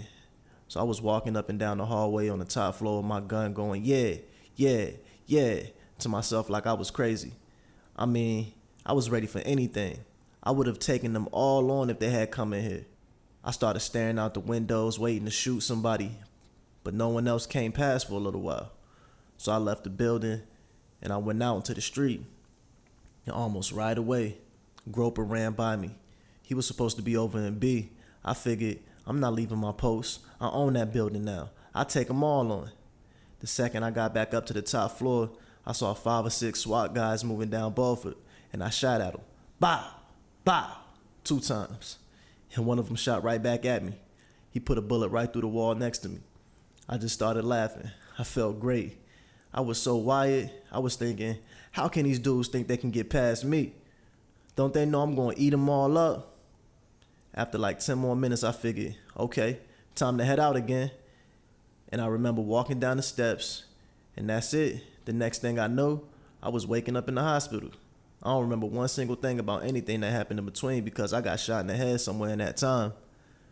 So I went from feeling on top of the world to blacking out to waking up and getting arrested. For a lot of years, I kept waiting to remember some little thing, but it never happened. As the spiders ran down Nickerson Street toward the barricade, they were awash in confusion. No one knew where Rod Baker was, though they knew he'd escaped from apartment 91. Several small skirmishes had broken out, and there had been a complete communication breakdown. Spiders abandoned their positions at the sound of gunfire and flooded the barricade. The Bureau of Alcohol, Tobacco, and Firearms had arrived, yet another set of uniforms to add to the chaos. The SWAT teams waited for short opportunities to advance and encircle. Helicopters rose into the sky above the joke for better plotting. On Bluth Street, the junked cars forming the barricade were slowly being torn apart by gunfire. Sometimes the distance between the spiders within and behind it, and the police ducking and maneuvering in buildings C, D, and G, was only 40 yards. At first, just a half minute in the beginning, nobody took a shot. We were trying to see what the cops were doing out there, but they weren't coming any closer. So I assumed they were going to go around the buildings and pop out in front of us. I felt more safe if I got in one of the cars like a few of the other guys did.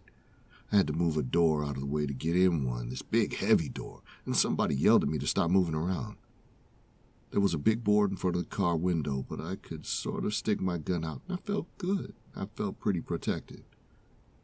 Then they started shooting. I never heard a sound like that before. It was all muffled. There were these tiny flashes, and it was like they had silencers.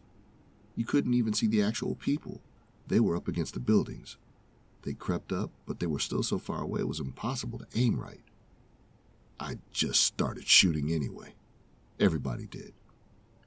Then I was scared because inside the car I couldn't see any of the other guys on the line. Then point, point, point, some bullets hit the roof of the car I was in. And I ain't afraid to say it. I flew about 3 feet back on the seat. I was so freaked. Everybody started yelling. Just screaming like crazy and laughing too. Not laughing because it was funny, but nuts kind of laughing. We just tore up the street for 10 whole seconds, and Tom was yelling at us to stop because we weren't hitting anything and we only had so much ammo. Still, some of the guys didn't really stop when they should have. That first part went on for like 5 minutes, and I got out of the car because those SWAT guys were getting too close. Before, all I could see were these shadows and the little tiny lights on their barrels. But when I could see faces, I backed out. I tripped right over that door going backwards. I fell on the street, and it was kind of a good thing I did because I missed a cop getting hit. I got up, and Tom was going, "There it is! There it is!" Real excited, shaking his head all weird because he'd gotten a cop. I looked over the cars, and this guy was seriously running on his knees. He was on his knees in the street, and he was trying to move as fast as he could like that toward the sidewalk, banging his knees on the ground like he had no feet and no ankles, like a cripple would do, because he'd gotten hit some way where he couldn't get back up all the way. Nobody shot at him again, as far as I could tell. He got out of sight. It got so loud after that, the cops started shouting more, and we did too, and I was thinking, this is so wrong. We're all going to die here. We're going to run out of bullets in about 30 seconds. There'd be one cop somewhere. Then you'd see 2 more, then 5 more, shifting positions and all that, and all we were doing was staying still and shooting. Then I saw at the end of the line one of our guys crawling out from under one of the cars real slow. I couldn't tell who it was. I ran that way, and I got pretty close, and I froze when there was this sound, this huge, huge crack. And I have no idea what the hell that was. One of those things they throw that makes a huge sound maybe, like 10 guns going off at exactly the same time. Like 10 feet from me it sounded like. No clue what that was, but my whole body got this shock from it. That's how loud it was. I got down real low and I saw this guy. I don't know his name. I mean, he was a brother. That I knew, but I wasn't sure what his name was. I knew most everybody, but not all of them. He was out from under the car and he was on his hands and knees and moaning real weird, and he started throwing up. But he was throwing up blood. A whole mess of it all at once. Just poured out of his mouth all at once, like it all wanted out of him. All that shooting, and I still heard it hit the street, splash, clear as day. I was all out of bravery right then. That's when I was done. I was done with the whole thing. There was a used CD and record store in Gray Hill, about 1.5 miles outside the joke. That was where a number of spiders had gotten together for the planning of their part in the joke's defense, in the basement. And now 2 of them remained, while 8 members of the resistance intent converged to coordinate what came next. They had a map of the area laid out on a ping-pong table, and a car full of AK-47s around the corner. Their plan as of 6 p.m. was to drive around Gray Hill, part of which was very spread out, which made it difficult to cordon off the joke where it bordered it. They were going to look for the soft spots where they could head in. Just as they were about to get moving, a call came in from Kojo Kendi. He wanted to talk to Horace X. Johnson, whom he had appointed to lead the physical aspects of the resistance intent's participation that night.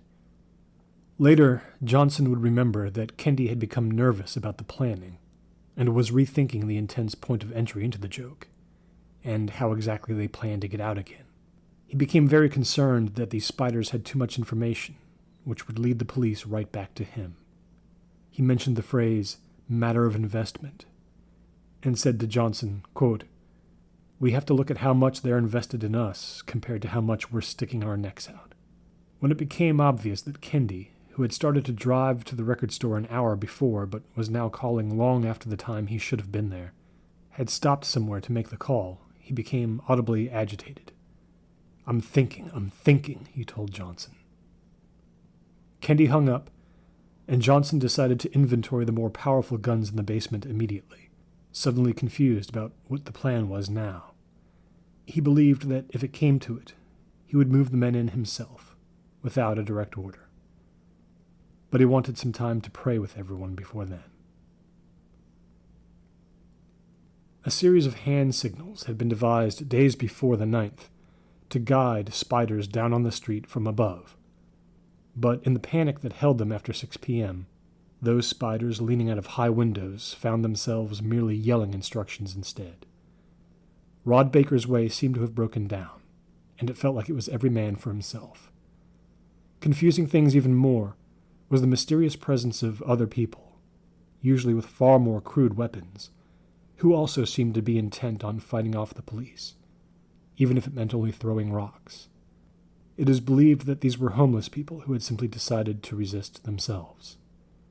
What they did mostly was set fires all around the joke, dotting the sky with light.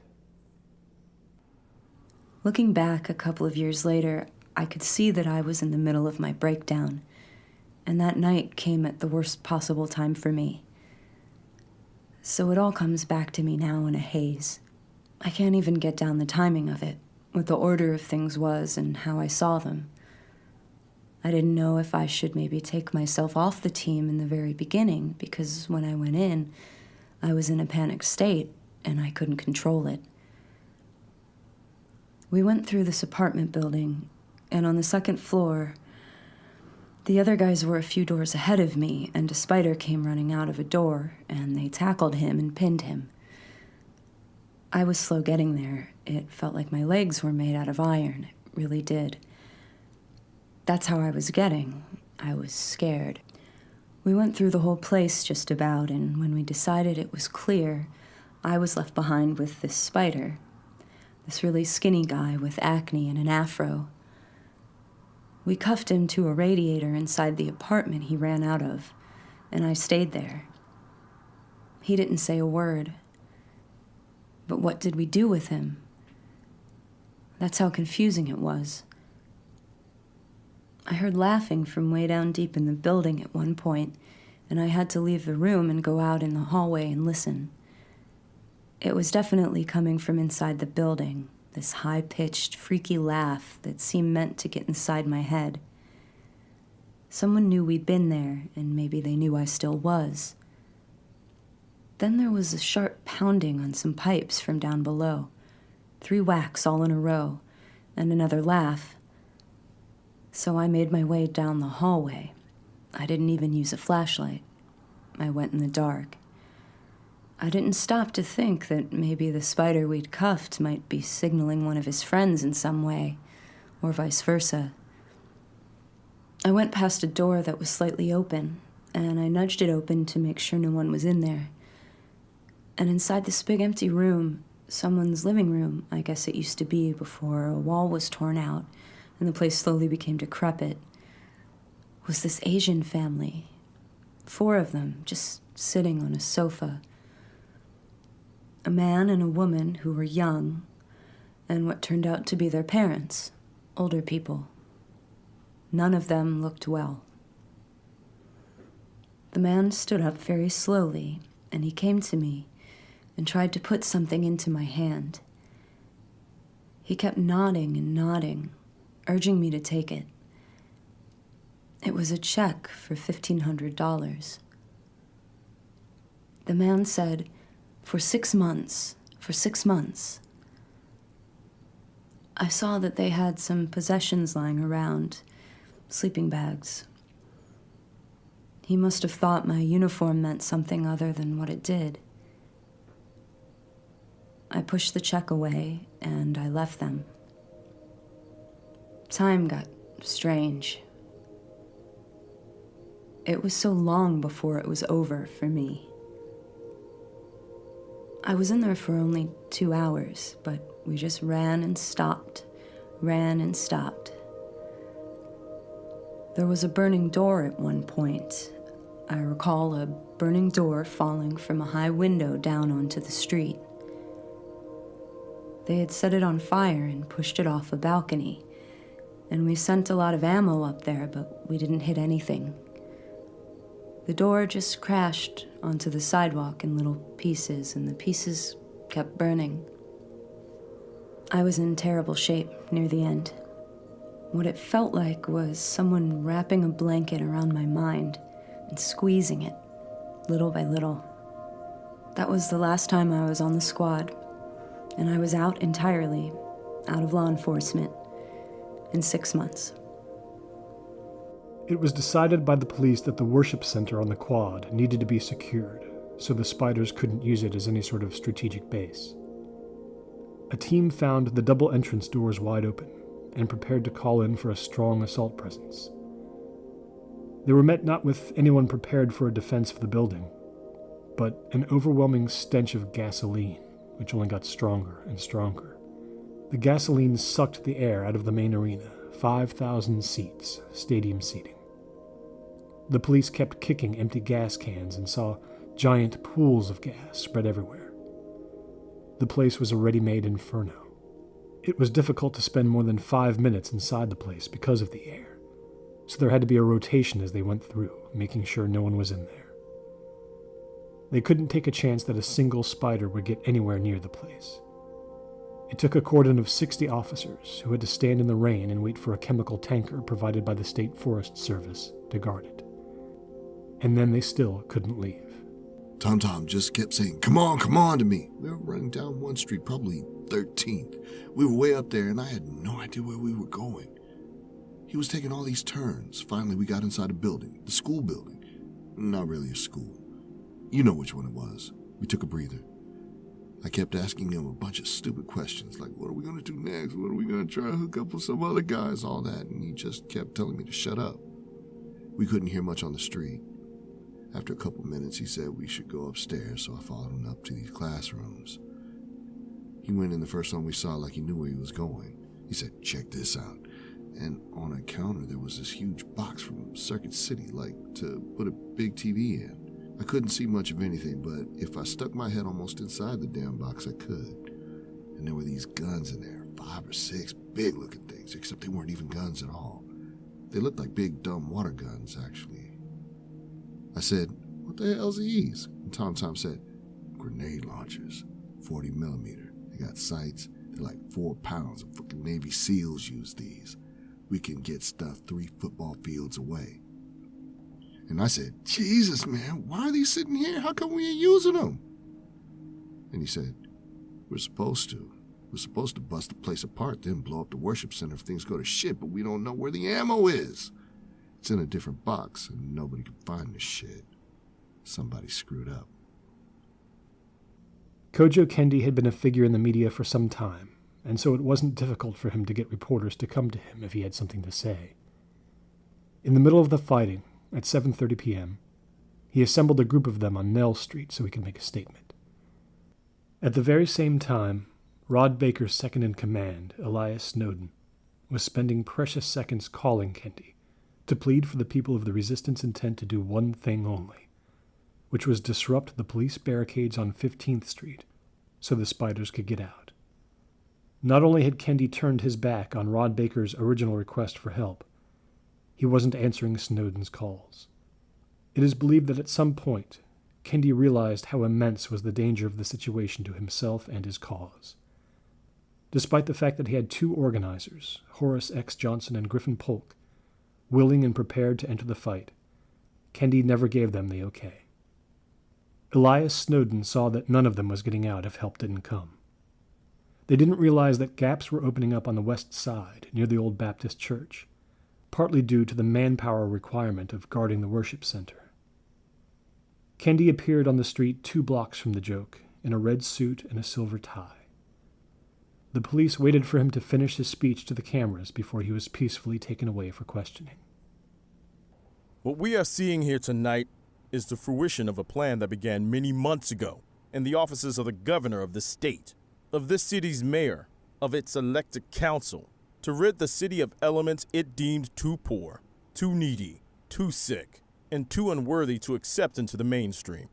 In invading Bello Gardens, they've announced to this country and to the world that they wish to divide the races once and for all, with black men and women and children confined to our slums and hospitals and prisons, and white citizens on the other side of the curtain making sure that the benefits of social and economic freedom are shared only among their own kind. Their backroom diplomacy, corrupt redistricting, and financial improprieties have not been enough to ensure their vision of this city as a model of a white-owned future. So they've taken to violence to forcefully evict us from our homes and to set us out on the streets. When the deaths are finally counted, each one will be a testament to the sort of genocide I have long predicted would grow within the borders of a country supposedly founded on the notion that all men are created equal. I do not expect to live very long in this kind of state, while my brothers are being murdered not 1 mile from where I stand. As a staunch and unafraid defender of our constitutional freedoms, I say to the governor of Indiana, to the FBI, to the police force, which has gone for it with the goal of annihilating any black man who would dare fight back against them. Here I am. Count me as just one more body, just one more soldier who you might cause to fall so your corruption and subversion of God's light can continue unabated. For years after that night, Elias Snowden vowed revenge against Kojo Kendi from prison. Kendi would be forced out of the resistance intent by new leadership 6 months after the siege, and it basically ceased to exist about 2 years after that. Plagued by various charges related to the night of the siege, he eventually left the country, becoming a teacher in Johannesburg. Elias Snowden kept track of his life from prison. His revenge could never actually be taken, and in time, Elias became a very different sort of human being. The fighting inside Bello Gardens dragged on for hours, because although the spiders were so greatly outnumbered, they knew the area and its hidden corners and hideaways far better than the police, and drew them into endless, isolated showdowns and games of cat and mouse. Some spiders ran miles that night, avoiding one trap then another, luring the police in, spraying short bursts of gunfire, and then disappearing again. None of them surrendered. A man named Martin Dole, who had been discharged dishonorably from the United States Army because he refused to report for duty in Afghanistan, had drifted into the spiders 11 months before. He died from a gunshot wound to the stomach he suffered on 8th Street. The police were going through one of the buildings, and right in the middle of the hallway there was this old woman just standing there as if nothing was happening. This was after everything was blowing up everywhere. Everyone was shooting and so forth, and they came across this woman. She started talking about how they should hurry up and find the man who killed the president. He was probably getting away, and they realized that she thought it was the day they shot Kennedy. The woman had dementia, and she had moved out a few days before, but she had come back to the joke and gone back into her building. No one knew why. They didn't know how she'd gotten back. And it turned out that she had been there in Dallas on Dealey Plaza 50-some years ago. Her granddaughter told the police it was true. She lived through both those things. I remembered her last name, Deck. Otherwise, I would have forgotten the story. They wanted me to supervise the chopper search. I took a man with me, and we got in a Humvee, headed off for the command center. And it seemed like there was absolutely nothing going on in that quadrant of the joke. It was silent. No movement, so the spiders had abandoned all those buildings. The only life we saw was the rats. There was a garbage dump on Parks, and nobody had been by to pick up the trash for days, maybe weeks, and the rats absolutely swarmed from there. I saw what must have been about 200 of them. And then I saw that tree they described to us, the steel sculpture. I'd never seen it before. That was the only time I felt this horrible sadness when I was there. I don't know why that triggered it. It might have been that in the middle of these lousy, infested buildings, I suddenly saw something that was actually created by someone's hands, something that someone cared about, and it had been left all alone. No one was ever going to see it anymore. I was seeing it like no one else ever would, with no electric light making it seem different. It looked like a giant tree out in nature somewhere. It didn't look artificial at all, not when everything was dark, like it gets dark in the mountains. It went in and out of my sight. It got blocked out behind another building we were passing. I never went back inside. I was up in a chopper from then on. At about 8:30, my parents put me into the car and we drove as close to the joke as we could get. They knew history was happening. I got out of the car to hear an enormous thundering sound overhead. A helicopter. A bright white light shone down. Another one buzzed past it. My most vivid memory of the night came when my mother pointed up at the sky and I saw the lettering on the side of one of those police helicopters as it tilted and dipped. Through the rain I could make out the letters TFH, which by chance happened to be my initials. Then the umbrella my father held over me blotted the helicopter out so I would stay dry. Even before then, Elias Snowden knew it was all going to hell. He was often unable to contact his other soldiers by walkie-talkie. The graffiti artist, Ali Krebs, was apparently dead, his body pulled from underneath the barricade on Nickerson Street. Rod Baker was still missing. The spiders Baker had positioned by drawing a map on the back of an index card had all abandoned their positions. Some think they could have dragged the siege out well into the next day if they hadn't. Elias Snowden, standing with 5 spiders in Building G, sensed it would be only minutes before they were trapped in a shootout that could have only one end. Elias was wild. He was like an animal. He was pacing around, trying to figure out what to do and be a leader. You could hear shots once in a while, but where we were, it was real quiet. We couldn't even see each other in the dark. If you weren't against a window, you weren't even there. Then he said he had an idea. We were just gonna run for Parks Avenue right at him. And I said, what are we gonna do then? And Elias was like, that don't even matter, see? We just gonna run right at him. I told him I've been over there. I told him they had cars and cops everywhere to make sure none of us got out, especially not out that way because that was Merrifield in that direction. You know they had more cops on Parks than anywhere else because that way was all the rich people in their townhouses and all the nice stores out that way. He had me tell him exactly what I saw, how many cops there were and where and what they were doing. He still didn't care. He was like, that's where we gotta go. We can break through, and if we break through, we're gonna tear that place up. He wanted us just to get together and we all run all the way to Merrifield. We just run as fast as we could and we just go right at the cops there. And there wasn't even a second of talk about it. I said yes, spy plane said yes, grouper said yes, everybody was in. We were just gonna run right at them. We just gonna unload everything we had left right in their face and then get on to Merrifield. Not even for a second did we hesitate. It was just move, move, move. And we were out the door and onto the streets. It was like God was causing us to move. I don't know how we did it on our own. Anthony Tony, age 42, Indiana State Penitentiary. It was a suicide mission. Charge the ones waiting on Parks, take them by surprise. If they got through, then past that was Merrifield, where they'd get away however they could. They would go at the police at full speed, taking any of them out if they could, and get across Green Rose Parkway into Merrifield somehow. They could cause enough mayhem there to make the world remember them for decades. Elias Snowden urged them all to kill someone, the people sitting at home in comfort 2 miles away. He was very specific about this. Kill them all, he said. There wasn't much of anything left to want.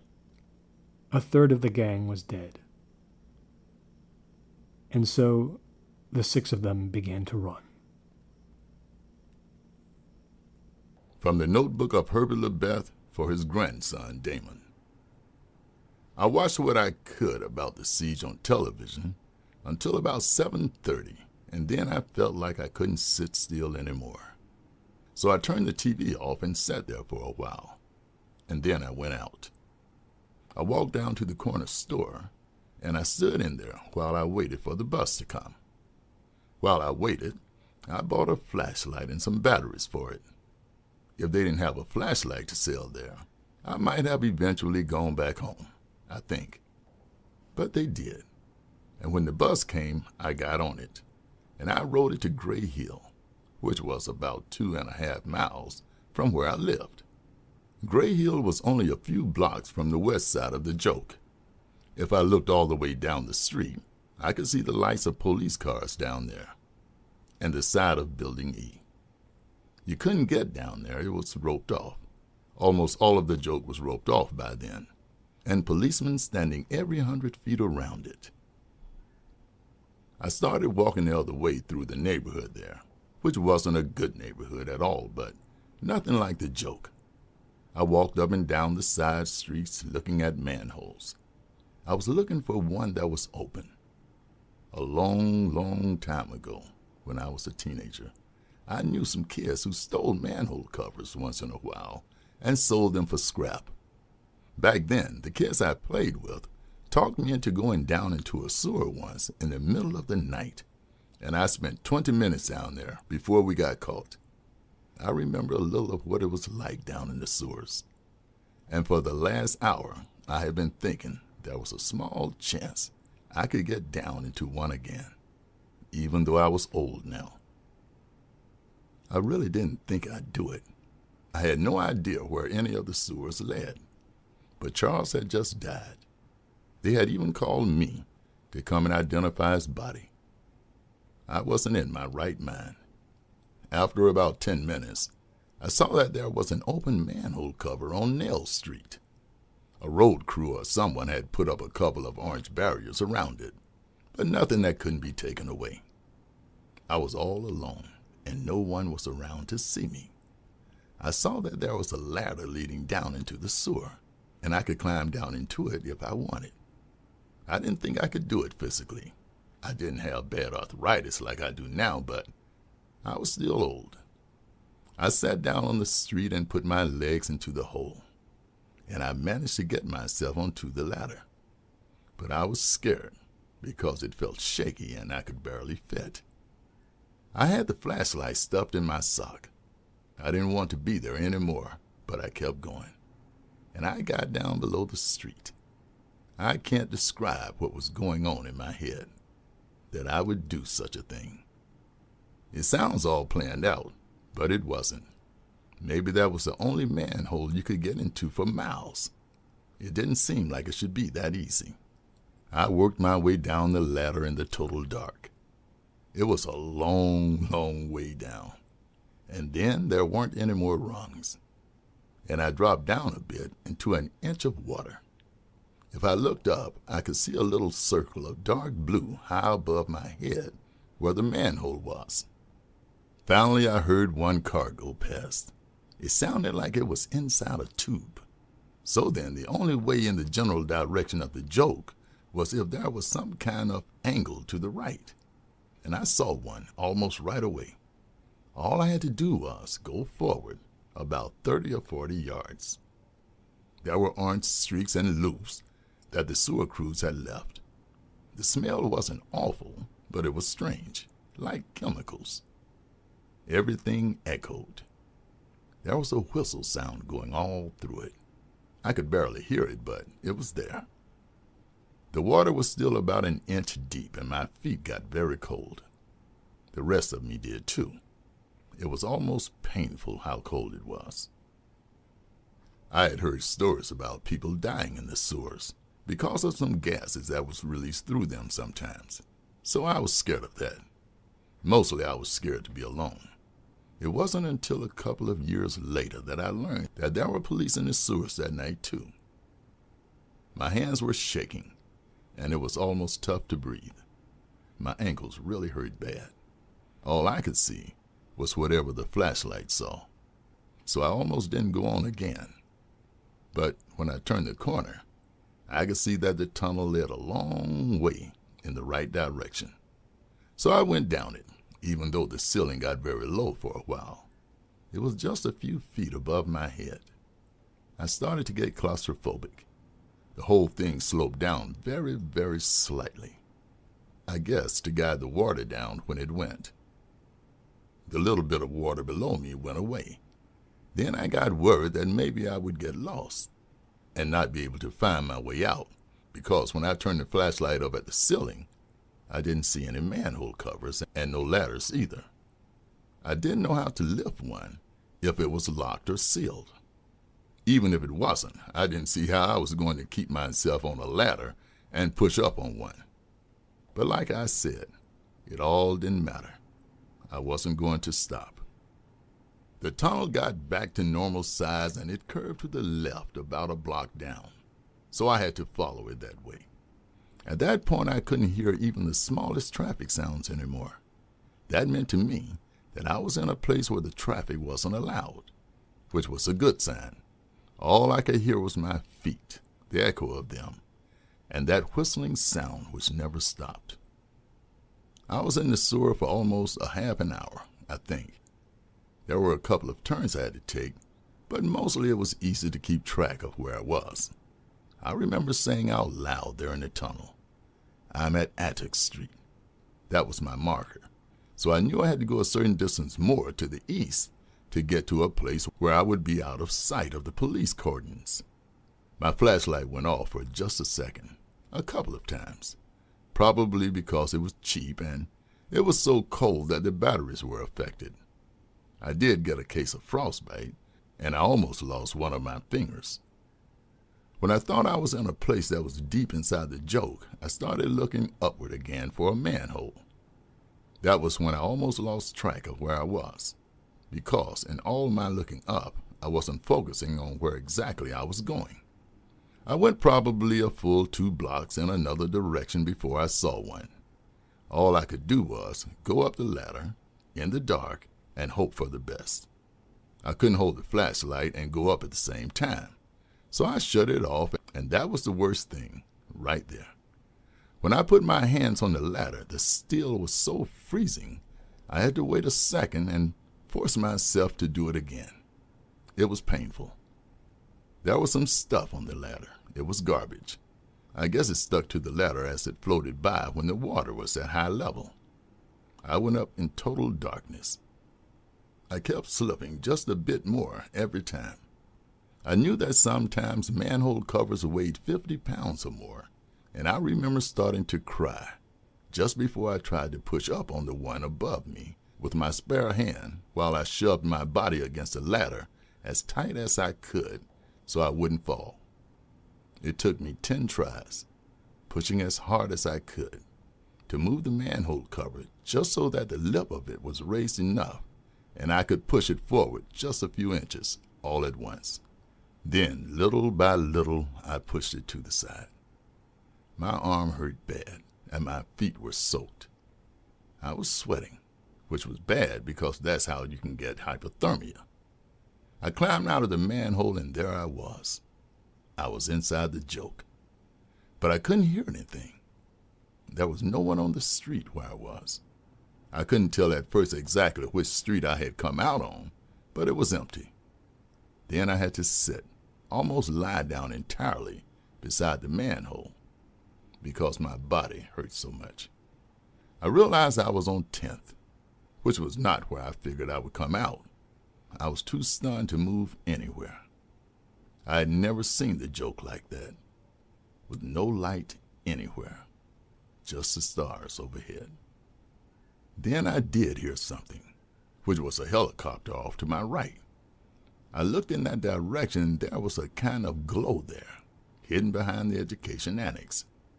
I went across the street to Building C and went inside to the lobby to keep out of sight. From the lobby there, I could see far off in the distance, and I saw a fire in one of the high windows of what I figured was Building G. Then I saw at about the same time a truck go past down that way. I was sad because the building was in such worse shape than when I had seen it last.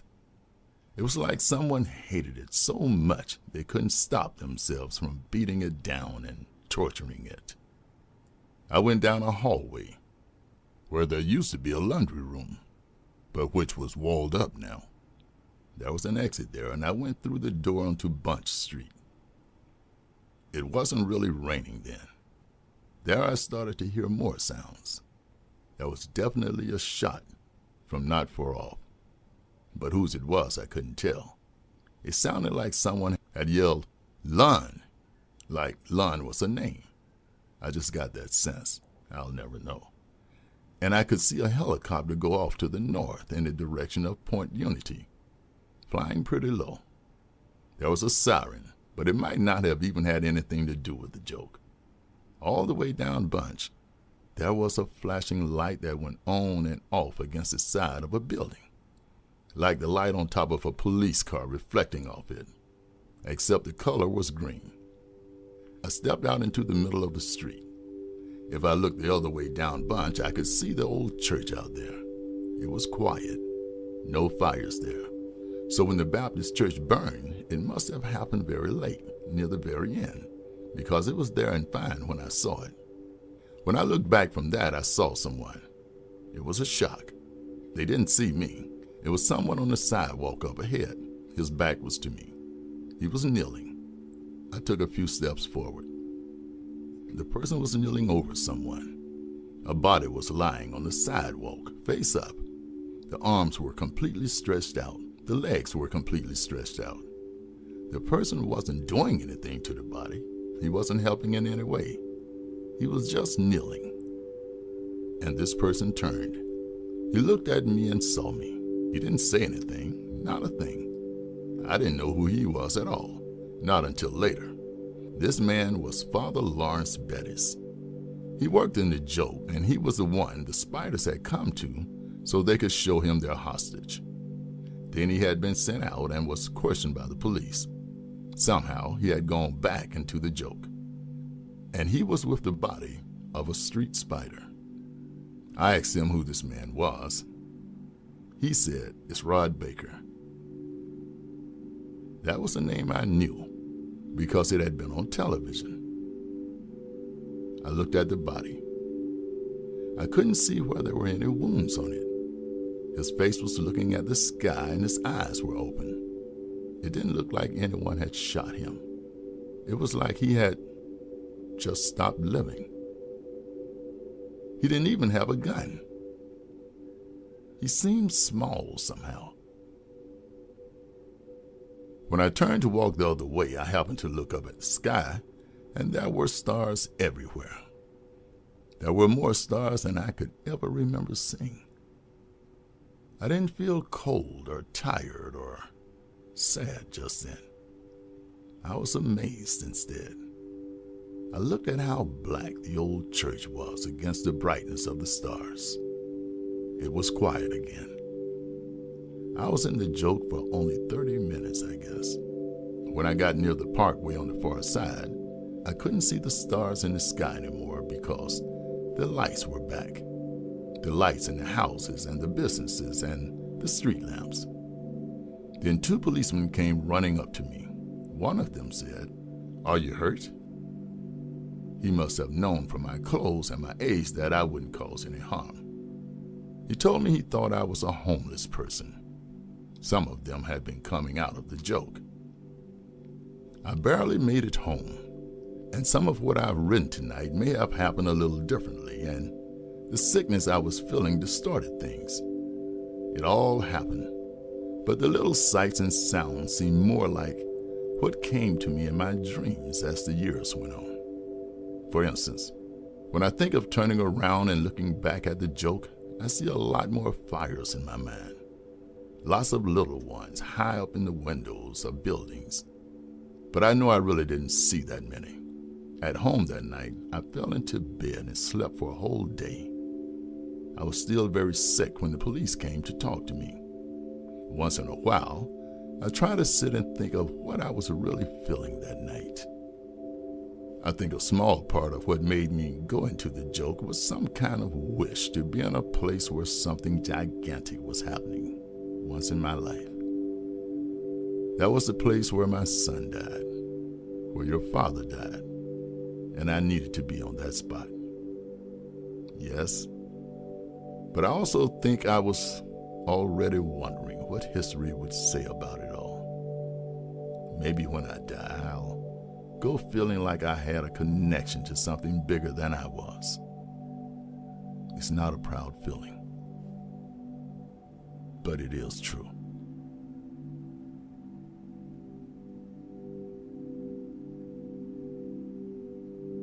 The spiders who decided to run for the cordon on Parks in their attempt to break out of Bello Gardens by force were spotted right away. The police had 24 officers shifting in that direction.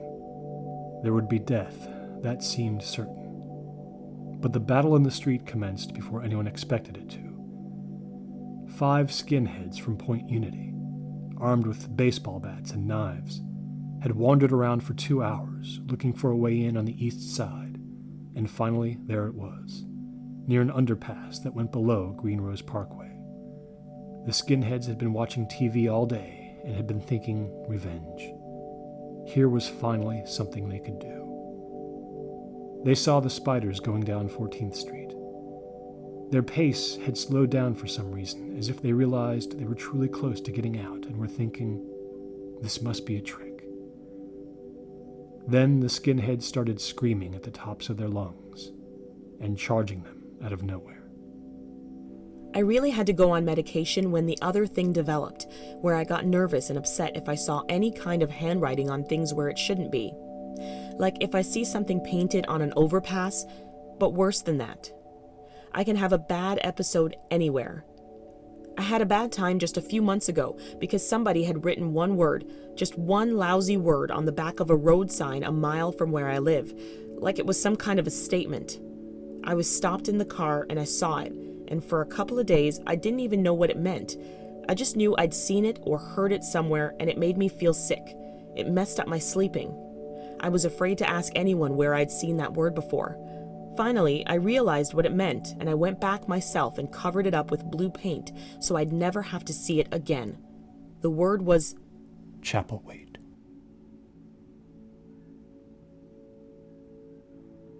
I don't like to think about Elias because it gets me down. It wasn't that he got out of there somehow and never got caught. That's unbelievable. The Lord must have touched him. He must have wanted to protect him so he could get out and be changed and then do good in this world.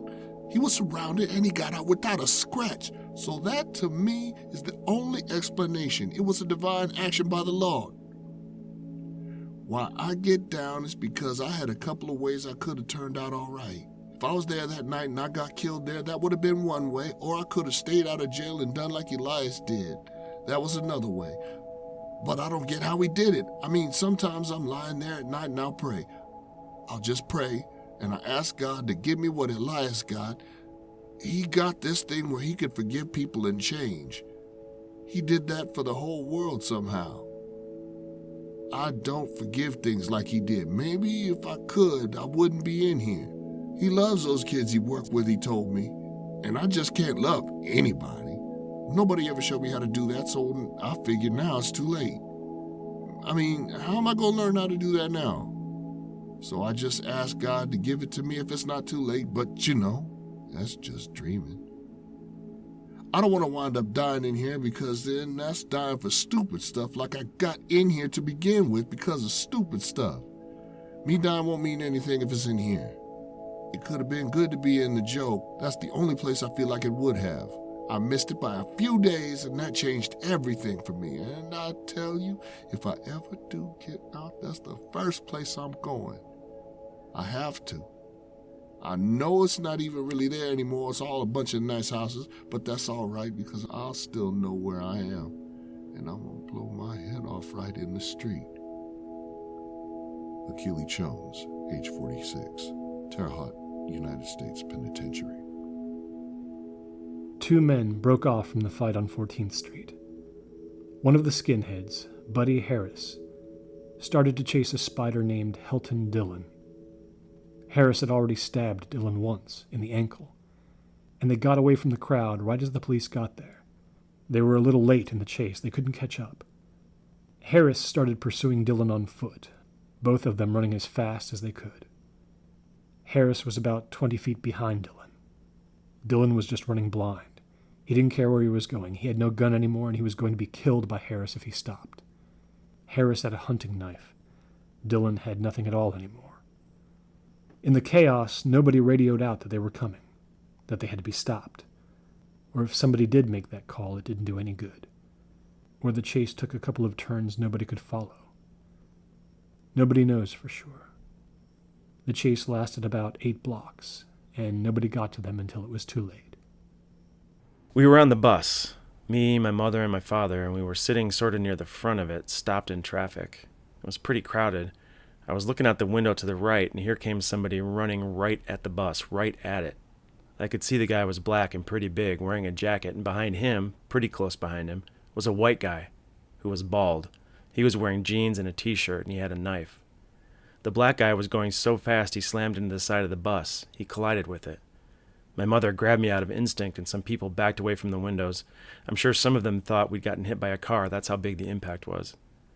The black guy sort of dove into the bus, and the white guy was right behind him. The white guy collapsed on the black guy's back, and he started stabbing him with this knife he had, and everyone was screaming, and the driver shoved himself against the driver's side window. The people in the seat ahead of us were already up, and people were pushing like crazy to get away from it. I saw the white guy stab the black guy maybe 9 or 10 times. Everyone who hadn't forced their way out of the side doors of the bus was crying and shouting, and then my father was getting up to help the guy who was stabbed, and this is the 3rd time I'm telling this story. I had to tell the police, then they made me see a psychologist, and I had to tell her, and now it's been 22 years, and now I guess I'm finally done. So that was my part in history. I saw the last person die. Or maybe he wasn't the last person, maybe there were more after that. And where do I live now? About 6 blocks from where that murder happened. It's a small world. My God, though, how the whites and blacks hated each other after that night. This country was pretty messed up for a while. But it's like they say, you know, time heals all wounds. And now, obviously, everything is fine. Herbert Lebeth passed away at his home in Indianapolis in July of 2030. Among his possessions were found his son Charles's handwritten notes for a political autobiography that he would never publish. They'd been given to Herbert after Charles's death. Consisting of fragmented memories covering 91 pages, Charles made no mention in them of his time with the Dark Reds, and there was only one reference to his life before age 18.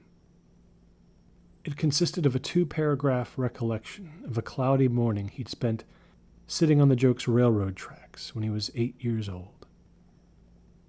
Charles Lebeth wrote in his 30s that he had the oddest thought as he sat there on the tracks, gazing off at the misty point where they vanished into the horizon. He suddenly knew at age 8 that when he had a son one day, that boy would grow up to become a train conductor. His own dreams of the future remained a mystery to him, and his notes claim that he grew up never truly having any. Yet those of his future child were, if only for an instant, somehow clear as day. He would never meet his autistic son, Damon, and would die months before the boy's mother gave birth to him. In looking back over one of the transcripts at the beginning of this story, however, I noticed that Charles Lebeth took his hope for Damon's destiny as a train conductor and curiously made it his own for one very public moment during the live taping of Here and Now on December 6th, 2007. Whether this was just a meaningless mistake on his part, or a sudden rise of primal memory exposing the humanity of a notoriously secretive man, I doubt anyone can really say. Split-second glimpses into souls are all I have been able to find. Standing at the edge of Glen Elm, where the wisps of the train tracks peak in a 20-foot section through the dirt, you can feel how gone everything really is. Summer, winter, spring, and fall keep burying it all deeper and deeper, so that in about one more decade, not even the hint of tracks will be visible, and the people in Glen Elm will still be thankful for all that they have, and Damon Lebeth will be 31 years old.